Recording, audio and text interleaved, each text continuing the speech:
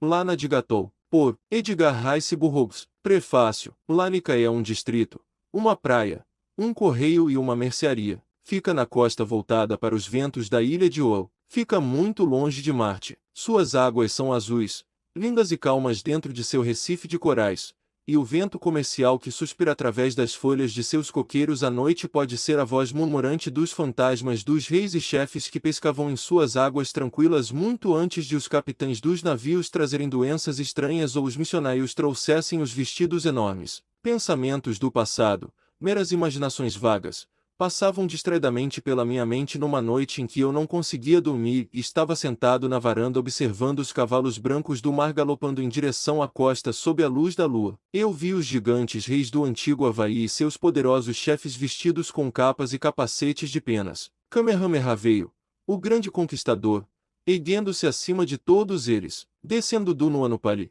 Ele veio em passos largos, atravessando campos de cana e casas. A bainha de sua capa de penas enroscou-se na torre de uma igreja, derrubando-a ao chão. Ele pisou em solo baixo e macio, e quando levantou o pé, a água de um pântano correu para sua pegada, formando um lago. Eu estava muito interessado na chegada de Kamehameha, o rei, pois eu sempre o admirei, embora nunca tivesse esperado vê-lo. Ele tendo morrido há cerca de 100 anos ou mais e seus ossos estando enterrados em um lugar sagrado e secreto que ninguém conhece. No entanto, eu não fiquei nada surpreso ao vê-lo. O que me surpreendeu foi o fato de eu não ter ficado surpreso. Lembro-me nitidamente dessa reação. Também me lembro de ter esperado que ele me visse e não pisasse em mim. Enquanto eu pensava nesses pensamentos, Kamehameha parou na minha frente e olhou para mim. Bem, ele disse, dormindo em uma noite tão bonita como esta. Estou surpreso. Pisquei os olhos com força e olhei vivamente. Ali diante de mim estava de fato um guerreiro trajando roupas estranhas. Mas não era o rei Kamehameha. À luz do luar, os olhos às vezes pregam peças estranhas. Pisquei os meus de novo, mas o guerreiro não desapareceu. Então eu soube, saltando de pé. Estendi a mão. John Carter, exclamei. Vamos ver, ele disse. Onde foi que nos encontramos pela última vez? Na nascente do Little Colorado ou em Tarzana? Na nascente do Little Colorado, no Arizona, eu acho. Eu disse. Isso foi há muito tempo. Eu nunca esperava te ver vivamente. Não. Eu nunca esperava retornar. Por que voltou? Deve ser algo importante. Nada de importância cósmica. Ele disse, sorrindo. Mas importante para mim, mesmo assim. Veja, eu queria te ver. Agradeço por isso. Eu disse. Veja. Você é o último dos meus parentes terrestres que eu conheço pessoalmente. De vez em quando sinto uma vontade de vê-lo e visitá-lo.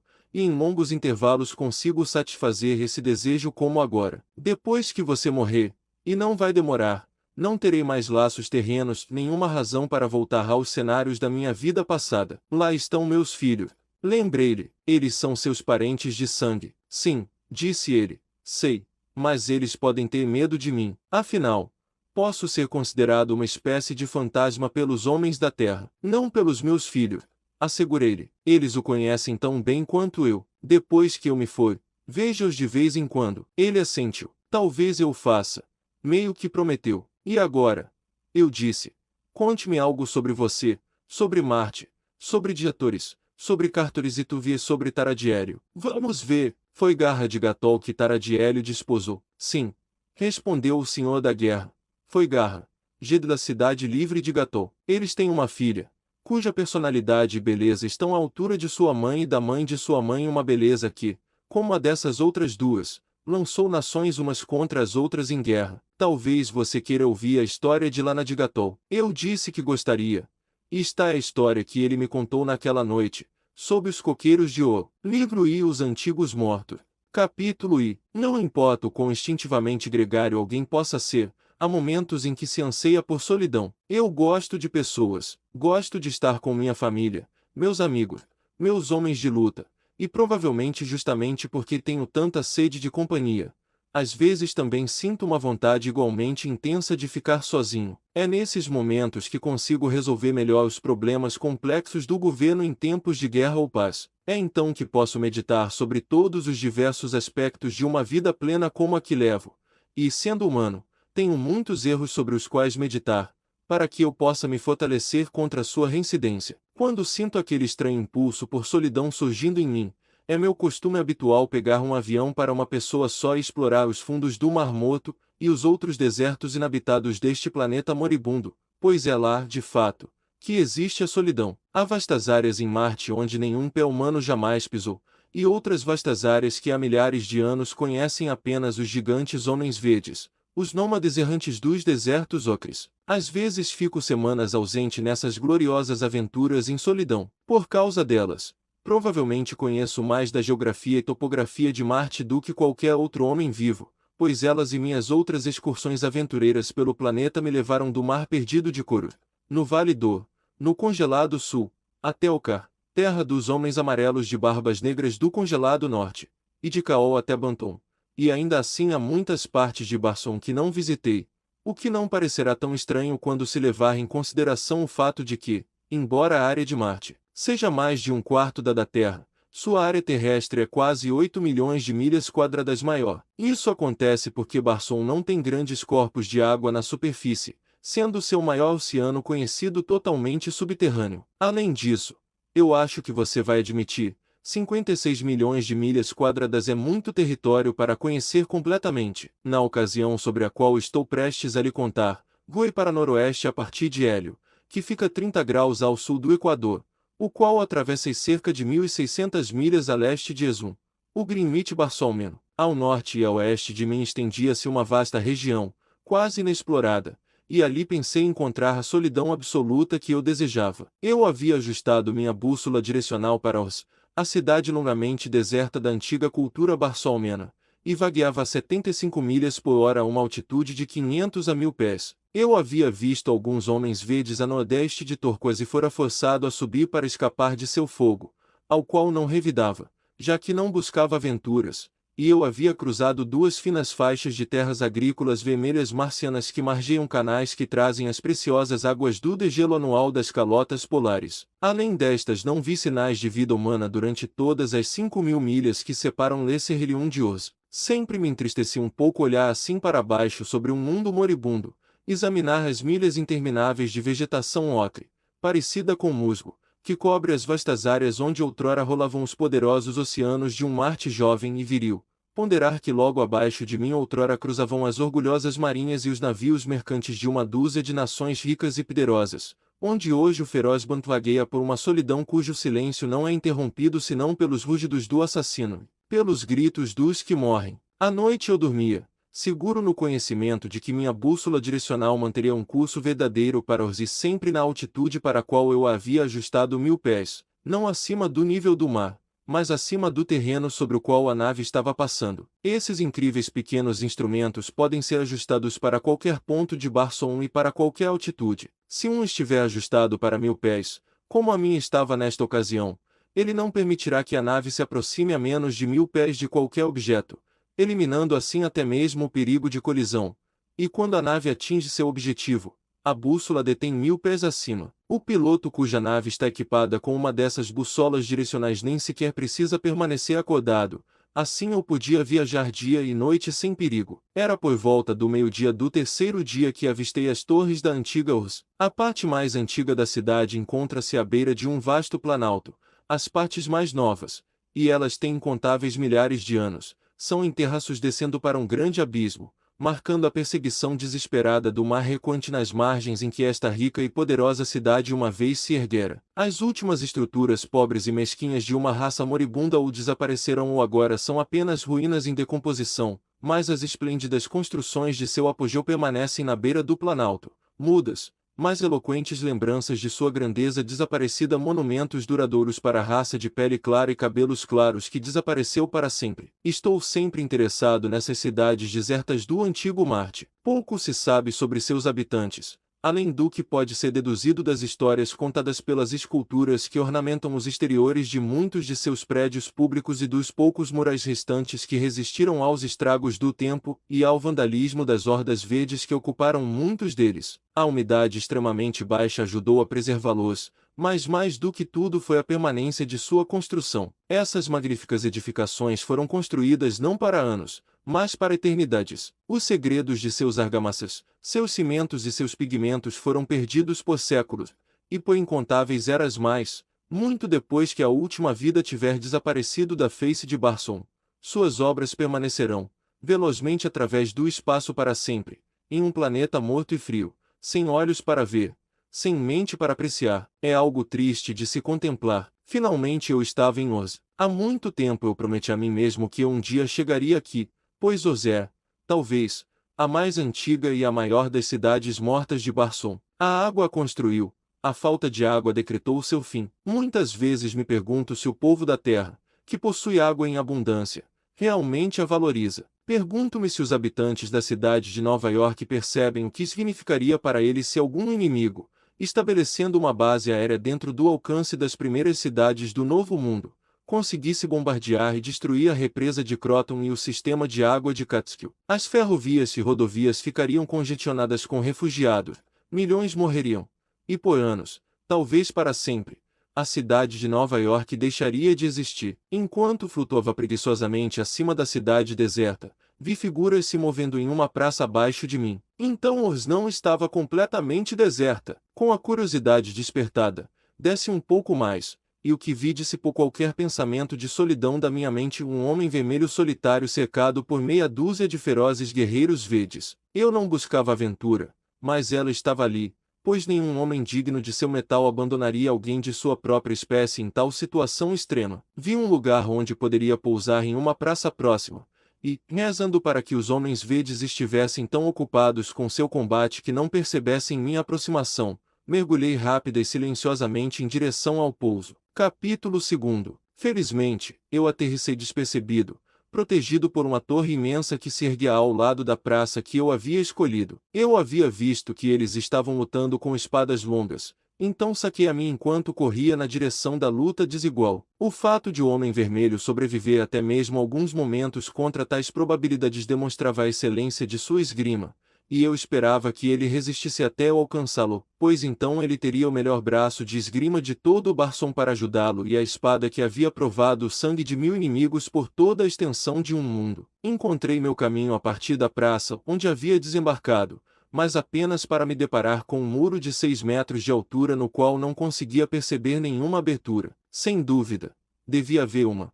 Eu sabia, mas no tempo que eu pudesse perder tentando encontrá-la, meu homem poderia facilmente ser morto. O choque de espadas, as imprecações e os grunhidos dos homens em luta chegavam a mim nitidamente do outro lado do muro que barrava meu caminho. Eu podia até ouvir a respiração pesada dos combatentes. Ouvi os homens verdes exigir a rendição de sua presa e a resposta provocadora deste. Gostei do que ele disse da maneira como disse, diante da morte. Meu conhecimento dos modos dos homens verdes me assegurava que eles tentariam capturá-lo para fins de tortura, em vez de matá-lo diretamente, mas se eu quisesse salvá-lo de qualquer um dos destinos, eu precisava agir rapidamente. Havia apenas um jeito de alcançá-lo sem perda de tempo, e esse caminho estava aberto para mim por causa da menor gravidade de Marte e da minha grande força e agilidade terrenas. Eu simplesmente saltaria até o topo do muro, faria uma rápida avaliação da disposição do terreno além dele e então desceria, espada longa na mão, e tomaria meu lugar ao lado do Homem Vermelho. Quando me esforço, posso saltar alturas incríveis. 6 metros não são nada, mas desta vez eu calculei mal. Eu estava a vários metros da parede quando dei uma pequena corrida e me lancei no ar. Em vez de pousar no topo da parede, como eu havia planejado, eu voei completamente sobre ela, ultrapassando-a por bons 3 metros. Abaixo de mim estavam os lutadores. Aparentemente, eu ia aterrissar bem no meio deles. Eles estavam tão concentrados em sua luta com espadas que não perceberam minha presença, e isso foi bom para mim, pois um dos homens verdes poderia facilmente me espetar com sua espada enquanto eu caía sobre eles. Meu homem estava sob forte pressão. Era evidente que os homens verdes haviam desistido da ideia de capturá-lo e estavam tentando acabar com ele. Um deles estava em vantagem e estava prestes a cravar uma espada longa nele quando eu desse. Por rara sorte, desce exatamente nas costas do homem que estava prestes a matar o Homem Vermelho, e desce com a ponta da minha espada apontando diretamente para baixo. Ela atingiu-o no ombro esquerdo, e passou pelo coração, e mesmo antes de ele desabar eu já havia cravado ambos os pés em seus ombros, e endireitando-me, retirei minha lâmina de seu cadáver. Por um momento, minha incrível aventura os deixou completamente desprevenidos, e nesse momento eu saltei ao lado do Homem Vermelho e enfrentei seus inimigos restantes, o sangue vermelho de um guerreiro verde pingando da minha ponta. O homem vermelho lançou um rápido olhar para mim, e então os restantes homens verdes estavam sobre nós, e não havia tempo para palavras. Um companheiro desferiu um golpe contra mim e errou. Céus, que golpe ele desferiu! Se tivesse acertado, eu estaria tão sem cabeça quanto um rico. Foi um infortúnio para o homem verde que não tenha acertado, pois o meu sim, cortei horizontalmente com toda a minha força terrestre, que é grande na Terra e infinitamente maior em Marte. Minha espada longa, seu fio tão afiado quanto uma navalha e seu aço do tipo que só Barson produz, atravessou completamente o corpo do meu antagonista, cortando-o ao meio. Muito bem! Exclamou o homem de vermelho, e novamente lançou um olhar rápido para mim, pelo canto do olho. Eu ocasionalmente vislumbrava meu camarada desconhecido, e vi algumas habilidades marciais de espada maravilhosas. Eu estava orgulhoso de lutar ao lado de um homem assim. Nesse momento, havíamos reduzido o número de nossos antagonistas para 3. Eles recuaram alguns passos, baixando suas pontas, apenas para tomar um fôlego. Eu não precisava nem desejava um fôlego, mas, ao olhar para meu companheiro, vi que ele estava bastante exausto. Então, eu também abaixei minha ponta e esperei. Foi então que eu tive meu primeiro bom olhar para o homem cuja causa eu havia defendido, e também tomei um choque. Este não era um homem vermelho, mas sim um homem branco, se é que eu já vi algum. Sua pele estava bronzeada pela exposição ao sol, assim como a minha, e isso inicialmente me enganou, mas agora eu via que não havia nada de marciano vermelho nele. Seu arreio, suas armas, tudo nele era diferente de qualquer coisa que eu tivesse visto em Marte. Ele usava um cocar, o que é bastante incomum em Barson. Consistia em uma faixa de couro que contornava a cabeça logo acima das sobrancelhas, com outra faixa de couro atravessando sua cabeça da direita para a esquerda e uma segunda da frente para trás. Essas faixas eram ricamente ornamentadas com entalhes incrustadas com joias e metais preciosos. No centro da faixa que cruzava sua testa estava preso um pedaço de ouro plano em forma de ponta de lança, com a ponta para cima. Este, também, era lindamente entalhado, e apresentava um estranho desenho embutido em vermelho e preto. Confinado sob esse adorno havia um choque de cabelo loiro, algo realmente surpreendente de se ver em Marte. A princípio, saltei para a conclusão de que ele devia ser um terreno da distante terra do Polo Sul, mas descartei essa ideia imediatamente ao perceber que aquele cabelo era dele mesmo. Os Terres são completamente calvos e usam grandes perucas amarelas. Também notei que meu companheiro era estranhamente bonito. Eu poderia dizer belo, se não fosse pela feminilidade que a palavra sugere, e não havia nada de feminino na maneira como este homem lutava ou nos juramentos poderosos que ele proferia quando falava com um adversário. Nós, homens de luta, não somos dados a muitas palavras, mas quando você sente sua lâmina dividir um crânio ao meio ou atravessar o coração de um inimigo, às vezes um grande juramento é arrancado de seus lábios. Mas eu tinha pouco tempo então para avaliar meu companheiro, pois os outros 3 estavam sobre nós novamente em um instante. Lutei naquele dia, suponho, como sempre lutei, mas cada vez me parece que nunca lutei tão bem como naquela ocasião em particular. Não me dou muito crédito pela minha habilidade de luta, pois me parece que minha espada é inspirada. Nenhum homem poderia pensar tão rapidamente quanto meu ponto se move, sempre no lugar certo, no momento certo, como se antecipasse o próximo movimento de um adversário. Ela tece uma rede de aço ao meu redor que poucas lâminas já perfuraram. Ela enche os olhos do inimigo de espanto, sua mente de dúvida e seu coração de medo. Imagino que grande parte do meu sucesso se deve ao efeito psicológico de minha esgrima sobre meus adversários. Simultaneamente, meu companheiro e eu derrubamos cada um adversário, e então o guerreiro restante se virou para fugir. Não o deixe escapar, gritou meu camarada de armas, e saltou em perseguição, ao mesmo tempo chamando por ajuda em voz alta, algo que ele não tinha feito quando esteve à beira da morte diante das pontas de 6 espadas. Mas quem ele esperava que atendesse ao seu apelo nesta cidade morta e deserta? Por que ele chamou por ajuda quando o último de seus antagonistas estava em plena fuga? Fiquei perplexo, mas, tendo-me alistado nesta estranha aventura, senti que deveria vê-la até o fim, e então parti em perseguição ao homem verde fugitivo. Ele atravessou o pátio onde havíamos lutado e se dirigiu para um grande arco que se abria para uma ampla avenida. Eu estava logo atrás dele, tendo ultrapassado tanto ele quanto o estranho guerreiro. Quando entrei na avenida, vi o homem verde saltar para as costas de um dos 6 totes que esperavam ali, e ao mesmo tempo vi pelo menos 100 guerreiros saindo de um prédio próximo. Eram homens brancos de cabelos amarelos, vestidos como meu antigo companheiro de luta, que agora se juntava à perseguição do Homem Verde. Estavam armados com arcos e flechas, e dispararam uma rajada de projéteis contra a presa em fuga, que jamais poderiam alcançar, e que logo ficou fora do alcance de suas armas. O espírito de aventura é tão forte dentro de mim que frequentemente cedo às suas exigências, apesar dos ditames do meu bom senso. Esse assunto não era da minha alçada. Eu já havia feito tudo, e até mais do que poderia ser esperado de mim. Ainda assim, saltei para as costas de um dos cavaleiros restantes e parti em perseguição ao Guerreiro Verde. Capítulo 3. Existem duas espécies de totem marte: a pequena, relativamente dócil, usada pelos marcianos vermelhos como animal de sela, em menor escala, como animal de carga nas fazendas que margeiam os grandes canais de irrigação, e então há as enormes, ferozes e indomáveis criaturas que os guerreiros verdes usam exclusivamente como montares de guerra. Essas criaturas atingem impressionantes 3 metros de altura nos ombros. Elas têm 4 pernas de cada lado e uma cauda larga e achatada, maior na ponta do que na base, que mantém esticada para trás enquanto correm. Suas bocas escancaradas cortam a cabeça do focinho até os pescoços longos e massivos. Seus corpos, cuja parte superior é de um tom adose escuro e extremamente lisa e brilhante, são completamente desprovidos de pelo. Suas barrigas são brancas, e suas pernas apresentam um gradiente da cor adósea do corpo para um amarelo vivo nos pés, que são fortemente acolchoados e sem unhas. A garganta do Homem Verde tem a disposição mais abominável de qualquer criatura que eu já tenha visto,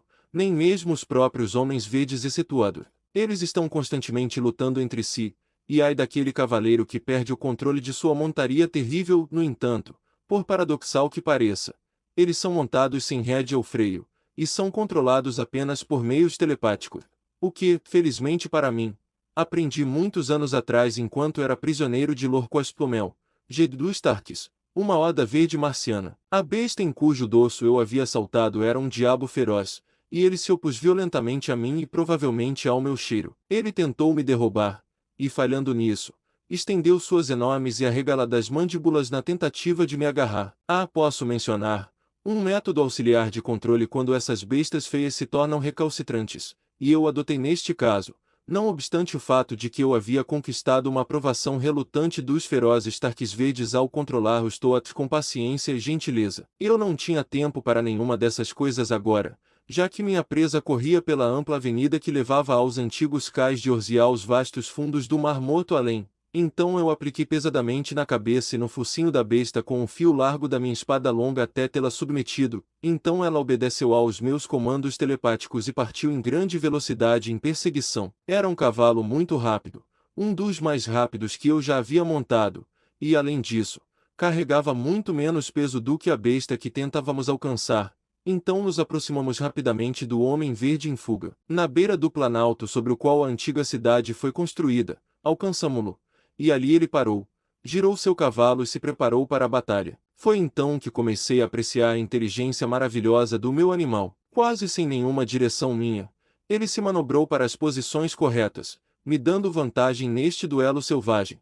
E quando finalmente consegui obter uma vantagem repentina que quase desequilibrou meu rival, meu animal avançou como um demônio sobre o cavalo do Guerreiro Verde, rasgando a garganta dele com suas poderosas mandíbulas enquanto tentava derrubá-lo com a força de seu ataque selvagem. Foi então que dei o golpe de misericórdia ao meu adversário derrotado e ensanguentado, e, deixando onde havia caído, voltei a cavalo para receber os aplausos e os agradecimentos dos meus novos amigos. Eles me esperavam, 100 deles, em um local que provavelmente já fora uma praça de mercado pública na antiga cidade de Oz. Eles não estavam sorrindo, pareciam tristes. Quando desmontei, eles se aglomeraram ao meu redor. O Homem Verde escapou, indagou um, cujos adornos e metais o proclamavam como líder. Não. Respondi, ele está morto. Um grande suspiro de alívio surgiu de 100 gargantas. Por que exatamente eles deveriam sentir tanto alívio pelo fato de um único Homem Verde ter sido morto eu não entendia naquele momento. Eles me agradeceram, se amontoando ao meu redor enquanto o faziam, e ainda assim estavam sisudos e tristes. De repente percebi que aquelas pessoas não eram amigáveis. Veio-me isso intuitivamente, mas tarde demais. Eles me empurravam de todos os lados, de forma que eu não conseguia nem levantar um braço. E então, de repente, com uma palavra de seu líder, Fui desarmado. Qual é o significado disso? Exigi. Por minha própria vontade fui ajudar uma de suas pessoas que, de outra forma, teria sido morta. É essa gratidão que devo receber. Deem-me de volta minhas armas e deixem-me ir. Sinto muito, disse quem havia falado primeiro, mas não podemos agir de outra forma. Pandanche, cuja ajuda você veio, imploro para que permitissemos que você seguisse seu caminho, mas tal não é a lei de Oz. Devo levá-lo a Rohankin, o grande Jedak de Oz. Lá, todos nós clamaremos por você, mas nossas súplicas serão em vão. No final, você será destruído. A segurança de Oz é mais importante do que a vida de qualquer homem. Não estou ameaçando a segurança de Oz, respondi, porque eu teria planos sobre uma cidade morta, que não tem absolutamente nenhuma importância para o Império de Hélio, a serviço de cujo Jedak, Tardos Mos, uso o arnês de um senhor da guerra. Sinto muito, exclamou Pandanche, que havia aberto caminho até meu lado através da multidão de guerreiros. Chamei você quando montou no totem e perseguiu o guerreiro verde e disse para não voltar, mas evidentemente você não me ouviu. Por isso posso morrer, mas morrerei com orgulho. Tentei influenciar Lan Sonwen, que comanda este Utan, para permitir que você escapasse, mas em vão. Intercederei por você junto a Rohankin, o Jedak, mas receio que não haja esperança. Vamos, disse Lan Sonwen. Já perdemos tempo suficiente aqui. Levaremos o prisioneiro ao Jedak. A propósito, qual é o seu nome? Sou John Carter, um príncipe de Hélio e senhor da guerra de Barson. Respondi, um título orgulhoso. Esse último, disse ele. Mas de Hélio nunca ouvi falar. Se algum mal me acontecer aqui, eu disse, você ouvirá falar de Hélio se Hélio alguma vez souber. Fui escoltado por avenidas ainda magníficas ladeadas por belos edifícios, ainda belos na decadência. Acho que nunca vi uma arquitetura tão inspiradora, nem construções tão duradouras. Não sei quão antigos são esses edifícios, mas ouvi sábios marcianos argumentarem que a raça dominante original, de pele clara e cabelos amarelos, floresceu plenamente há 1 milhão de anos. Parece inacreditável que suas obras ainda existam, mas há muitas coisas em Marte que são inacreditáveis para os homens estreitos e terrestres de nosso pequeno grão de poeira. Finalmente, paramos diante de um pequeno portão em um edifício colossal, parecido com uma fortaleza, no qual não havia outra abertura além desse pequeno portão, a 50 pés do chão. De uma varanda 50 pés acima do portão, um sentinela olhava para nós. Quem vem? Ele perguntou. Embora sem dúvida pudesse ver quem vinha e deve-se ter reconhecido Lan Sonwen. É Lan Sonwen, Doar, comandante do primeiro Tandaguarda do Jedak, com um prisioneiro, respondeu Lan Sonwen. O sentinela parecia confuso. Minhas ordens são não admitir estranhos, disse ele, mas matá-los imediatamente. Chame o comandante da guarda, retrucou Lan Sonwen, e logo um oficial apareceu na varanda com o sentinela. O que é isso?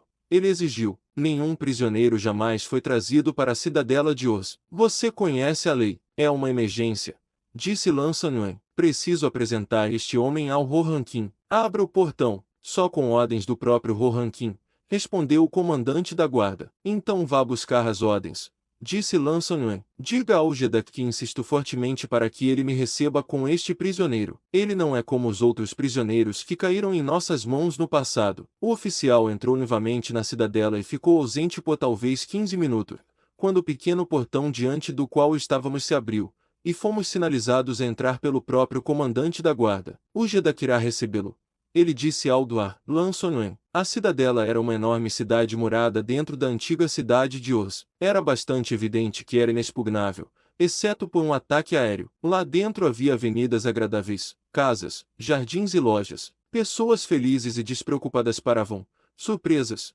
para me observar enquanto eu era conduzido por uma ampla avenida em direção a um belo edifício. Era o palácio do Jedak. Rohankin. Um sentinela estava em cada lado do portal. Não havia outro guarda, e esses dois estavam ali mais por formalidade e como mensageiros do que para proteção, pois, dentro das muralhas da cidadela, nenhum homem precisava de proteção contra outro, como eu viria a aprender. Fomos detidos em uma antessala por alguns minutos enquanto éramos anunciados, e então fomos conduzidos por um longo corredor até uma sala de tamanho médio, onde um homem estava sozinho em uma escrivaninha. Este era Rohankin, Jedak de Oz. Sua pele não era tão bronzeada quanto a de seus guerreiros, mas seu cabelo era tão amarelo quanto o deles e seus olhos tão azuis. Senti aqueles olhos azuis me avaliando enquanto me aproximava da sua mesa. Eram olhos gentes, mas com um brilho de aço. De mim, Eles se voltaram para Lan Sonwen, e então Rohankin falou com ele. Isto é muito incomum, disse ele em uma voz calma e bem modulada. Você sabe,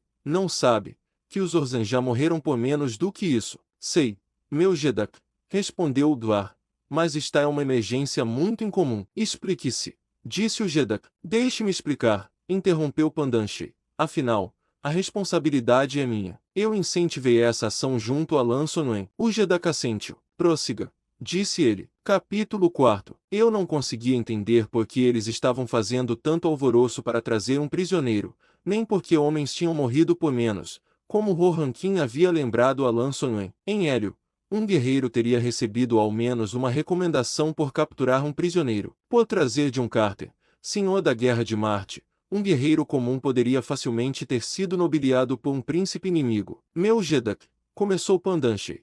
Enquanto eu estava cercado por 6 guerreiros verdes, este homem, que diz ser conhecido como John Carter, senhor da Guerra de Barson, veio por vontade própria para lutar ao meu lado. De onde ele veio eu não sei, só sei que, num momento, eu estava lutando sozinho, numa luta sem esperança, e no momento seguinte lutava ao meu lado o maior espadachim que Ur já viu. Ele não precisava vir, poderia ter partido a qualquer momento, mas permaneceu, e por ter permanecido, estou vivo e o último dos 6 guerreiros verdes jazia morto à beira da antiga doca. Ele teria escapado não fosse John Carter pular para as costas de um grande toto e persegui-lo. Então este homem poderia ter escapado, mas ele voltou. Ele lutou por um soldado de Oz. Ele confiou nos homens de Oz. Devemos retribuí-lo com a morte. Pandanche cessou de falar, e Rohankin voltou seus olhos azuis para mim. John Carter, disse ele, o que você fez merece o respeito e a simpatia de todos os homens de Oz. Ganha os agradecimentos do seu Jedak.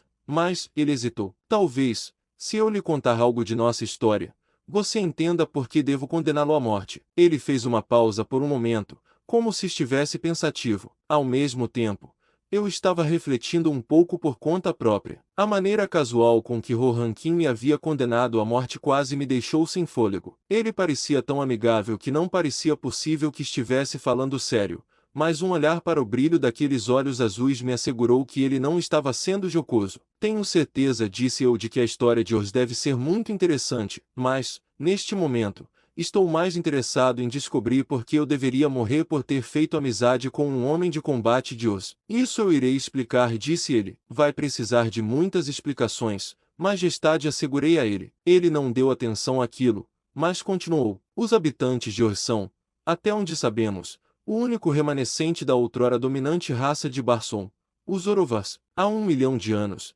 nossas naves navegavam pelos 5 grandes oceanos que governávamos. A cidade de Oz não era apenas a capital de um grande império, era o centro de aprendizado e cultura da raça humana mais gloriosa que o mundo já conheceu. Nosso império se espalhava de polo a polo. Havia outras raças em Barson, mas eram poucas em número e insignificantes em importância. Nós as considerávamos criaturas inferiores. Os Orovas possuíam Barson, que estava dividido entre cerca de 20 poderosos Jedaks. Eles eram um povo feliz, próspero e satisfeito, e as várias nações raramente entravam em guerra entre si. Oz havia desfrutado de 1000 anos de paz. Eles haviam alcançado o auge supremo da civilização e da perfeição quando a primeira sombra de um destino iminente escureceu seu horizonte. Os mares começaram a recuar, a atmosfera se tornar mais tênue. O que a ciência muito previa estava acontecendo, o mundo estava morrendo. Poeiras. Nossas cidades seguiram as águas recuantes. Estreitos e baías, canais e lagos secaram. Portos prósperos tornaram-se cidades interiores desertas. Veio a fome,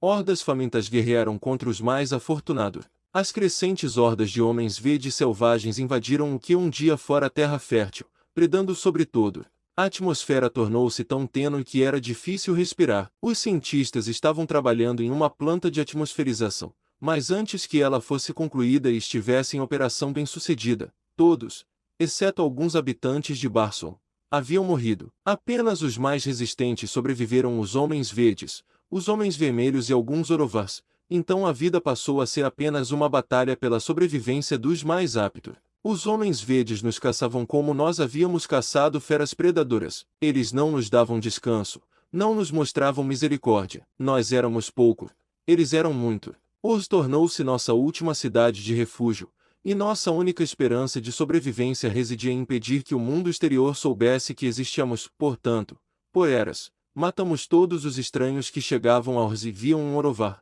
para que nenhum homem pudesse ir embora e trair nossa presença a nossos inimigos. Agora você entenderá que, por mais profundamente que devamos lamentar necessidade, é óbvio que não podemos deixá-lo viver. Posso entender, eu disse, que vocês possam sentir a necessidade de destruir um inimigo, mas não vejo razão para destruir um amigo. No entanto, isso cabe a vocês decidir. Já está decidido, meu amigo, disse o Gedak. Você deve morrer. Só um momento, ó Gedak, exclamou Pandanche. Antes de você proferir o julgamento final, considere esta alternativa. Se ele permanecer aqui em Os, não poderá levar notícias aos nossos inimigos. Nós lhe devemos uma dívida de gratidão. Permita, então, que ele viva, mas sempre dentro das muralhas da cidadela. Houve acenos de aprovação dos outros presentes, e eu percebi pelos olhos que se moviam rapidamente que Rohankin os havia notado. Ele pigarreou. Talvez seja algo que deva ser refletido, disse ele. Vou reservar meu julgamento até o amanhecer. Faço isso em grande parte por causa do meu amor por você,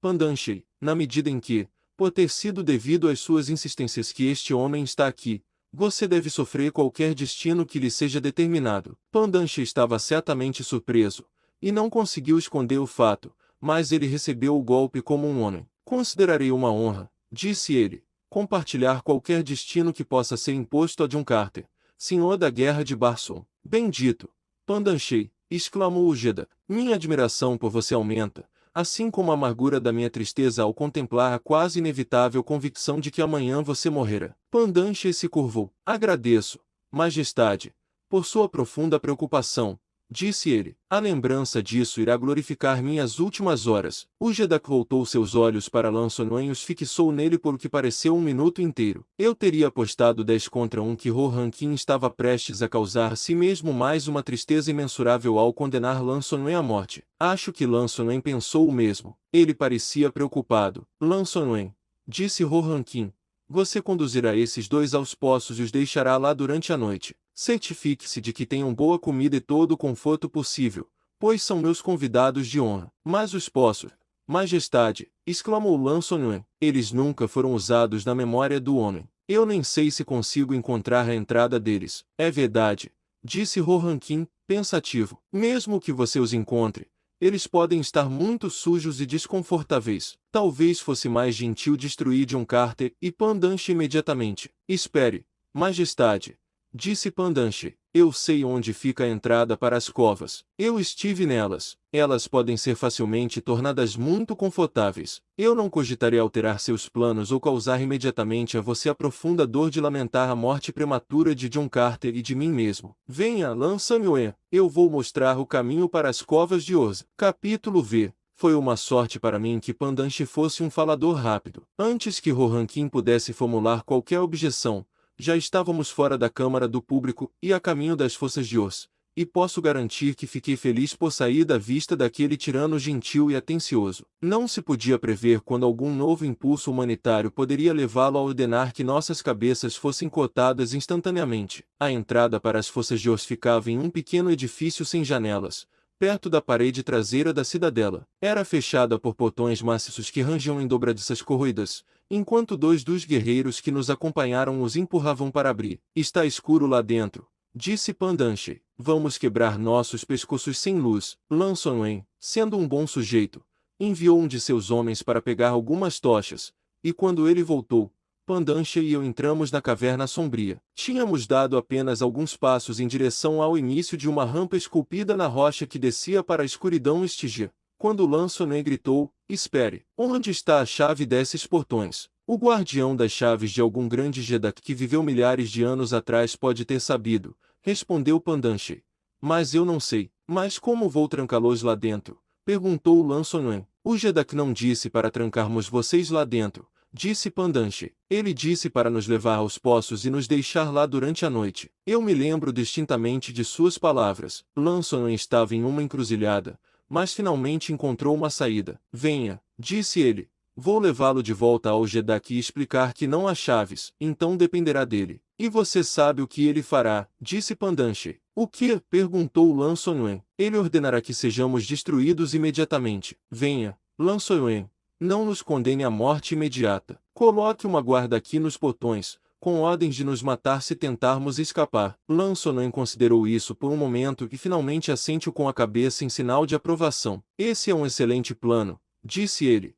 E então destacou 2 guerreiros para vigiar, e providenciou a substituição deles. Depois disso nos desejou boa noite e partiu com seus guerreiros. Nunca vi pessoas tão corteses e atenciosas quanto os Orovas. Quase seria um prazer ter a garganta cortada por um deles. Ele seria tão educado quanto a isso. Eles são os opostos absolutos de seus inimigos hereditários, os homens verdes, pois estes não são dotados de cortesia, consideração ou bondade. São brutos frios, cruéis e abismais para quem o amor é desconhecido e cujo credo é o ódio. No entanto, as covas de Ors não eram um lugar agradável. A poeira de Eras repousava sobre a rampa pela qual descemos. No final, um corredor se estendia além dos limites da nossa lanterna. Era um corredor largo, com portas se abrindo de cada lado. Presume que fossem as masmorras onde antigos Jedaks confinavam seus inimigos. Perguntei ao Pandanche. Provavelmente, disse ele, embora nossos Jedaks nunca os tenham usado. Eles nunca tiveram inimigo. Perguntei. Certamente, mas sempre consideraram cruel aprisionar homens em buracos escuros como este. Então eles sempre os destruíram assim que eram suspeitos de serem inimigos. Então por que os poços estão aqui? Perguntei exigindo uma resposta. Eles foram construídos quando a cidade foi edificada, talvez há 1 milhão de anos, talvez mais. Aconteceu simplesmente que a cidadela foi construída ao redor da entrada. Olhei para uma das masmorras. Um esqueleto em decomposição jazia no chão, os ferros enferrujados que o prendiam à parede espalhados entre seus ossos. Na masmorra seguinte havia 3 esqueletos e 2 baús magnificamente esculpidos, com bordas de metal. Quando Pandanche levantou a tampa de um deles, mal consegui conter um suspiro de espanto e admiração. O baú estava cheio de pedras preciosas magníficas em talheres de beleza elaborada, exemplares de artes esquecidas. O trabalho artesanal de mestres que viveram 1 milhão de anos atrás. Acho que nada que eu já havia visto antes me impressionara tanto. E isso era deprimente, pois essas joias haviam sido usadas por mulheres encantadoras e homens corajosos que desapareceram em um esquecimento tão completo que nenhuma lembrança deles permanece. Meu devaneio foi interrompido pelo som de passos arrastados atrás de mim. Girei, e instintivamente, minha mão voou para onde o punho de uma espada deveria estar, mas não estava. À minha frente, pronto para saltar sobre mim, estava o maior urso que eu já tinha visto. Esses ratos marcianos são criaturas ferozes e desagradáveis. Eles têm muitas pernas e são sem pelos, sua pele assemelhando-se à de um camundongo recém-nascido em repulsa. Seus olhos são pequenos e próximos, quase escondidos em profundas aberturas carnudas. No entanto, suas características mais ferozes e repulsivas são suas mandíbulas, cuja estrutura óssea inteira se projeta vários centímetros além da carne, revelando 5 dentes afiados em forma de pá em cada mandíbula, sugerindo a aparência de um rosto em decomposição do qual grande parte da carne caiu. Normalmente, eles têm cerca do tamanho de um terrier heredare, mas a criatura que saltou sobre mim nas minas de Ors naquele dia era do tamanho de uma pequena puma e 10 vezes mais feroz. Quando a criatura saltou para minha garganta, eu lhe dei um golpe pesado na lateral da cabeça e a derrubei de lado, mas ela se levantou imediatamente e partiu para cima de mim vivamente. Então Pandanche entrou em cena. Eles não o tinham desarmado,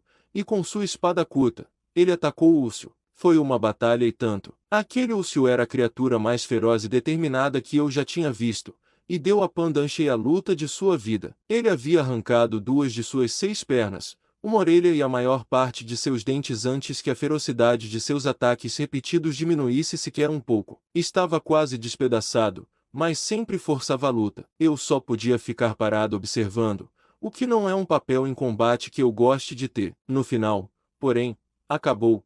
O urso estava morto.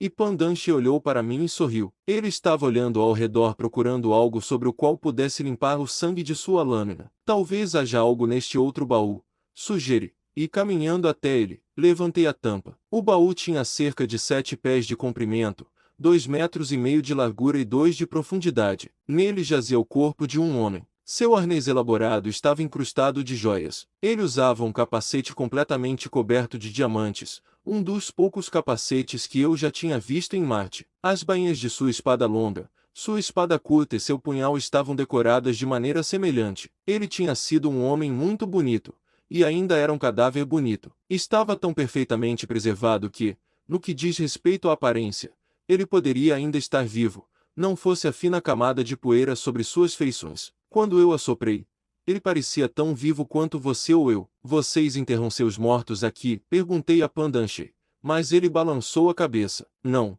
Respondeu ele. Este cara pode estar aqui há 1 milhão de anos. Besteira! Exclamei. Ele teria secado e se desintegrado milhares de anos atrás. Não sei sobre isso, disse Pandanche. Havia muitas coisas que aqueles velhos sabiam e que hoje são artes perdidas. Embalsamamento. Eu sei, era uma delas. Existe a lenda de Liumo, o embalsamador mais famoso de todos os tempos. Conta-se que seu trabalho era tão perfeito que nem o próprio cadáver sabia que estava morto, e em várias ocasiões, eles se levantaram e saíram durante os serviços fúnebres. O fim de Liumo aconteceu quando a esposa de um grande Jedak não percebeu que estava morta e entrou direto na frente do Jedak e de sua nova esposa. No dia seguinte, Liumo perdeu a cabeça. É uma boa história, eu disse, rindo, mas espero que esse sujeito perceba que está morto, porque estou prestes a desarmá-lo. Pouco ele poderia ter imaginado há 1 milhão de anos que um dia iria rearmar o senhor da guerra de Barson. Pandanche me ajudou a levantar o cadáver e remover seu arnês, e nós dois ficamos bastante surpresos com a textura macia e flexível da carne e seu calor normal. Você acha que podemos estar enganados? Eu perguntei. Pode ser que ele não esteja morto. Pandanche deu de ombro. O conhecimento e as artes dos antigos estão além da compreensão do homem moderno, disse ele. Isso não ajuda nada, eu disse. Você acha que esse sujeito pode estar vivo? O rosto dele estava coberto de poeira, disse Pandanche. E ninguém tem estado nesses poços por milhares e milhares de anos. Se ele não está morto, deveria estar. Concordei plenamente e coloquei o magnífico arnês em mim sem mais demora. Saquei as espadas e a adaga e as examinei. Estavam tão brilhantes e perfeitas quanto no dia em que receberam seu primeiro polimento, e suas lâminas estavam afiadas. Mais uma vez, senti-me um homem completo, pois a espada é, de fato, parte de mim. Quando saímos para o corredor, vi uma luz ao longe. Desapareceu quase que instantaneamente. Você viu isso? Perguntei a Pandanche. Eu vi, disse ele, com a voz preocupada. Não deveria haver luz aqui, pois não há pessoas. Ficamos com os olhos atentos ao longo do corredor, esperando uma repetição da luz. Não havia nenhuma, exceto que, ao longe, ecoava por aquele corredor negro uma risada oca. Capítulo 6.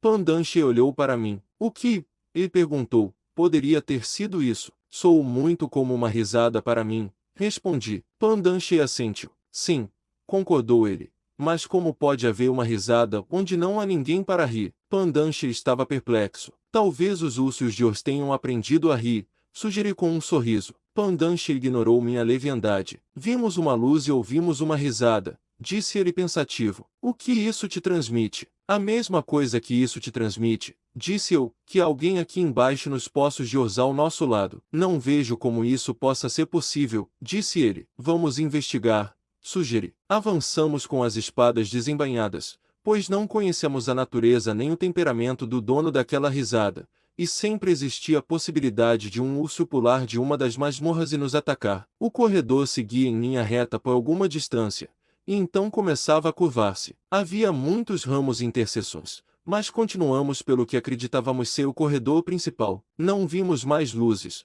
nem ouvimos mais risadas. Não havia som algum em todo aquele vasto labirinto de passagens, exceto o clangor contido do nosso metal, o ocasional arrastar de nossos pés calçados com sandálias e os suaves sussurros de nossos arreios de couro. É inútil procurar mais adiante, disse Pandanche. Por fim, podemos muito bem começar a voltar. Agora, eu não tinha a menor intenção de voltar para minha morte. Raciocinei que a luz e a risada indicavam a presença de homens nesses poços. Se os habitantes de Ors não sabiam nada sobre eles, então eles devem entrar nos poços a partir de fora da cidadela, indicando uma rota de escape aberta para mim. Portanto, eu não queria refazer nossos passos, então sugeri que descansássemos um pouco e discutíssemos nossos planos futuros. Podemos descansar, disse Pandanche. Mas não há nada para discutir. Todos os nossos planos já foram feitos por Rohan Kim. Entramos em uma cela que não continha lembranças sombrias de tragédias passadas, e depois de prender uma de nossas tochas em um nicho na parede, sentamo-nos no chão de pedra dura. Talvez seus planos tenham sido feitos por Rohan Kim, eu disse, mas eu faço meus próprios planos. E eles são? Ele perguntou. Não vou voltar para ser assassinado. Vou encontrar uma maneira de sair dessas fossas. Pandanche balançou a cabeça lamentavelmente. Sinto muito, disse. Mas você vai voltar para enfrentar seu destino comigo. O que te faz pensar isso? Perguntei. Por que terei que levá-lo de volta? Você sabe bem que não posso deixar um estranho escapar de Oz. Isso significa que teremos que lutar até a morte. Pandanche, disse eu, e não desejo matar alguém ao lado de quem lutei e que aprendi a admirar. Sinto mesmo. John Carter, disse Pandanche. Não quero matá-lo, mas você deve entender minha posição. Se você não vier comigo voluntariamente, terei que matá-lo. Tentei convencê-lo a desistir de sua postura tola, mas ele estava irredutível. Eu tinha certeza de que Pandanche gostava de mim, e encolhia-me diante da ideia de matá-lo, como sabia que teria de fazer. Ele era um excelente espadachim, mas que chance teria contra o mestre espadachim de dois mundos? Sinto muito se isso soa como arrogância, pois abomino gabar-me, apenas disse o que é um fato. Sou, sem dúvida, o melhor espadachim que já existiu. Bem, eu disse, não precisamos nos matar imediatamente. Vamos aproveitar a companhia um do outro por mais algum tempo. Pandanche sorriu. Isso me convém perfeitamente, disse ele. Que tal um jogo de Jetan? Perguntei. Vai ajudar a passar o tempo de forma agradável. Como podemos jogar Jetan sem um tabuleiro ou as peças? Ele perguntou. Abri a bolsa de couro, como todos os macenos carregam, e retirei um pequeno tabuleiro de Jetan dobrável com todas as peças, um presente de Diatores, minha incomparável companheira. Pandanche ficou intrigado com ele, e é uma obra maravilhosamente bela. O maior artista de Hélio havia projetado as peças, que foram esculpidas sob sua orientação por dois dos nossos maiores escultores. Cada uma das peças, como guerreiro, Padvas, Dors, Pantans e chefes, foi esculpida à semelhança de conhecidos guerreiros macenos, e uma das princesas era uma miniatura belamente executada de Tara de Hélio, e a outra princesa, Lana de Gatou. Sinto um orgulho desmedido deste conjunto de Jeta, e como as peças são tão pequenas, sempre carrego uma pequena, mais potente, lente de aumento, não apenas para que eu possa apreciá-las, mas para que outros também possam. Oferecia agora a Pandanche, que examinou as peças minuciosamente. Extraordinário, disse ele. Nunca vi nada mais belo. Ele havia examinado uma das peças por muito mais tempo do que as outras, e agora segurava na mão como se relutasse em soltá-la. Que imaginação requintada deve ter tido o artista que criou esta peça, pois ele não poderia ter tido modelo para tamanha beleza deslumbrante, pois nada parecido existe em Barson. Cada uma dessas peças foi esculpida a partir de um modelo real, disse eu a ele. Talvez as outras, disse ele, mas esta não. Nenhuma mulher tão bela jamais existiu. Qual é ela? Perguntei, e ele me entregou. Esta, disse eu, é Lana de Gatou, filha de Taradiélio, que é minha filha. Ela realmente existe, e esta é uma semelhança excelente dela. Claro que não faz justiça a ela, já que não pode refletir sua vivacidade nem o charme de sua personalidade. Ele pegou a pequena figura de volta, e a segurou por um longo tempo sob o vidro. Então a colocou de volta na caixa. Vamos jogar? Perguntei. Ele balançou a cabeça. Seria um sacrilégio, disse ele, brincar com a figura de uma deusa. Guardei as peças de volta na pequena caixa, que também era o tabuleiro, e a devolvi à minha bolsa. Pandanche ficou em silêncio. A luz da única tocha projetava nossas sombras profundas e escuras no chão. Estas tochas de Oz foram uma revelação para mim. Elas são muito engenhosas, cilíndricas, possuem um núcleo central que brilha intensamente com uma luz fria quando exposto ao ar. Ao virar uma tampa articulada e empurrar o núcleo central para cima com um botão de polegar, ele fica exposto ao ar e brilha intensamente. Quanto mais ele é empurrado para cima e mais exposto estiver, mais intensa será a luz. Pandanche me disse que foram inventadas há muito tempo, e que a iluminação resulta em tão pouca perda de matéria que são praticamente eternas. A arte que produzia o núcleo central se perdeu na antiguidade distante, e nenhum cientista desde então conseguiu analisar sua composição. Demorou muito tempo até que Pandanche falasse novamente. Então ele se levantou. Parecia cansado e triste. Venha, disse ele, vamos acabar com isso. E sacou sua espada. Por que deveríamos lutar? Perguntei. Somos amigos. Se eu for embora, prometo minha honra de que não liderarei outros até os. Então, me deixe ir em paz. Eu não desejo te matar, ou, melhor ainda, você vem comigo. Há muito para ver no mundo fora de Orz e muitas aventuras a serem vividas. Não me tente, suplicou ele, pois eu quero ir. Pela primeira vez na minha vida eu quero deixar-os, mas não posso. Venha, John Carter. Em guarda, um de nós deve morrer, a menos que você volte comigo voluntariamente. Nesse caso, ambos morreremos. Lembrei-o, é muito tolo. Pandanche, em guarda. Foi sua única resposta. Não havia nada que eu pudesse fazer além de sacar a espada e me defender. Nunca desenhe com tão pouco prazer. Capítulo 7. Pandanche não partiria para o ataque, e oferecia muito pouco em termos de defesa. Eu poderia tê-lo atravessado a qualquer momento que quisesse desde o instante em que desembainhei minha espada. Quase imediatamente percebi que ele estava me oferecendo minha liberdade às custas de sua própria vida, mas eu não tomaria sua vida. Finalmente, afastei-me e abaixei a ponta da espada. Não sou um açougueiro, Pandanche, disse. Vamos, lute. Ele balançou a cabeça. Não posso matá-lo, disse simplesmente. Por quê? Perguntei. Porque sou um tolo, disse ele. O mesmo sangue corre em suas veias e nas dela. Eu não poderia derramar esse sangue. Eu não poderia trazer infelicidade para ela. O que quer dizer com isso? Exige. Do que você está falando? Estou falando de Lana de Gatol. Ele disse, a mulher mais bonita do mundo, a mulher que eu nunca verei, mas pela qual, com prazer, ofereço minha vida. Agora, os homens de luta marcianos são proverbiais por sua cavalaria extrema, mas isso estava indo muito além do que eu já tinha visto antes. Muito bem, eu disse, e como não tenho a intenção de matá-lo, não há motivo para continuar com este duelo bobo. Devolve minha espada à bainha. E Pandanche fez o mesmo. O que faremos? Ele perguntou. Não posso deixar você escapar, mas, por outro lado, não posso impedi-lo. Sou um traidor ao meu país, portanto, terei que me destruir. Eu tinha um plano. Acompanharia Pandanche quase até a entrada das fossas, e lá eu o dominaria, amarraria e enfaixaria. Então, eu faria minha fuga, ou pelo menos tentaria encontrar outra saída das fossas. Pandanche seria descoberto, e poderia enfrentar seu destino sem que o estigma de traição ficasse ligado ao seu nome. Você não precisa se matar, eu lhe disse. Eu o acompanharei até a entrada das fossas, mas aviso que, caso eu descubra uma oportunidade de escapar, eu o farei. Isso é justo bastante, ele disse. É muito generoso da sua parte. Você tornou possível que eu morra de maneira honrada e contente. Você deseja morrer? Eu perguntei. Certamente não. Ele me assegurou. Eu desejo viver. Se eu viver, talvez um dia eu encontre o caminho para Gatol. Por que não vem comigo? Então, eu exigi. Juntos, talvez possamos encontrar uma saída dos poços. Meu voo está a apenas uma curta distância da cidadela, e são apenas cerca de 4.000 adjors até Gatol. Ele balançou a cabeça. A tentação é grande, disse ele, mas até que eu tenha esgotado todos os recursos e falhado em retornar a Rohankin antes do meio-dia de amanhã, não posso fazer outra coisa senão tentar. Por que até o meio-dia de amanhã? Perguntei. É uma lei orovarana muito antiga, respondeu ele, que limita a duração de uma sentença de morte até o meio-dia do dia em que se é condenado a morrer. Rohankin decretou que devemos morrer amanhã. Se não morrermos, não estamos obrigados por honra a retornar a ele. Partimos um pouco desanimados em direção à porta pela qual esperavam que passássemos para o nosso destino fatal. Claro, eu não tinha a menor intenção de fazê-lo,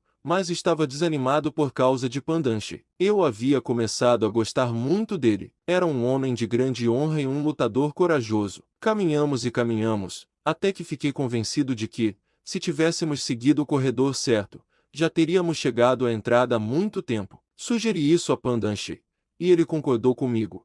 Então retomamos nossos passos e tentamos outro corredor. Continuamos assim até ficarmos quase exaustos, mas não conseguimos encontrar o corredor certo. Temo que estamos perdidos, disse Pandanche. Tenho quase certeza disso.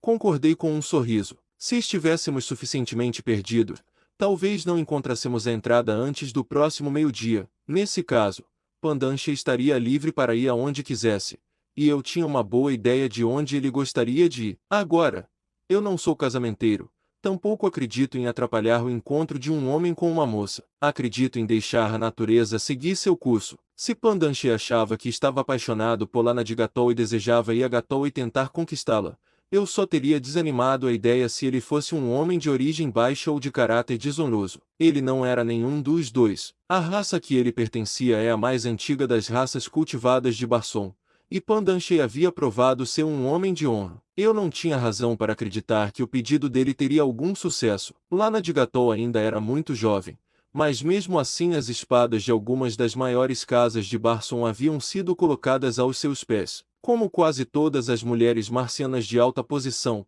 ela tinha mente própria. Como tantas delas, poderia ser abductada por algum pretendente impetuoso, e ela o amaria ou enfiaria uma adaga entre suas costelas, mas nunca se uniria a um homem que não amasse. Eu estava mais preocupado com Pandanche do que com Lana de Gatol. Voltamos sobre nossos passos e tentamos outro corredor, mas ainda assim sem entrada. Deitamos e descansamos, então tentamos novamente. O resultado foi o mesmo. Deve estar quase amanhecendo, disse Pandanche. Está, eu disse, consultando meu cronômetro. É quase meio-dia. Claro que eu não usei o termo meio-dia, usei, em vez disso, o equivalente barsolmiano.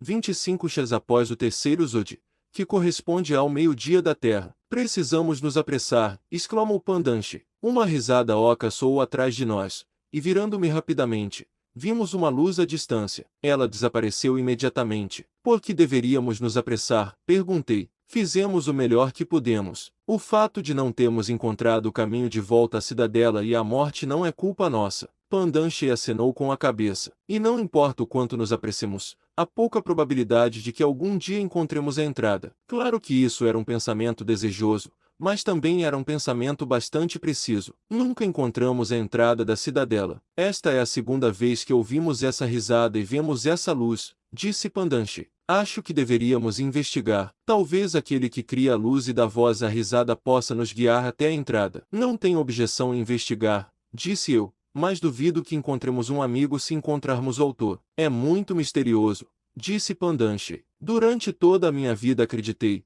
assim como todos os outros habitantes de Ors acreditarão, que os poços de Ors estavam desabitados. Há muito tempo, talvez há eras, alguns homens aventureiros entraram nos poços para investigá-los. Essas incursões ocorriam em intervalos, e nenhum dos que entraram nos poços jamais retornou. Presumia-se que eles se perderam e morreram de fome. Talvez eles também tenham ouvido a risada e visto as luzes. Talvez, eu disse. Capítulo 8. Pandanche e eu perdemos toda a noção de tempo, de tão longos que estivemos nas cavernas de Ors sem comida ou água. Não poderia ter passado de 2 dias, pois ainda tínhamos forças, e mais de 2 dias sem água esgotam a força do melhor dos homens. 2 vezes mais vimos a luz e ouvimos a risada. Aquela risada, ainda consigo ouvi-la. Tentei pensar que era humana. Não queria enlouquecer. Pandanche disse, vamos encontrá-la e beber seu sangue. Não.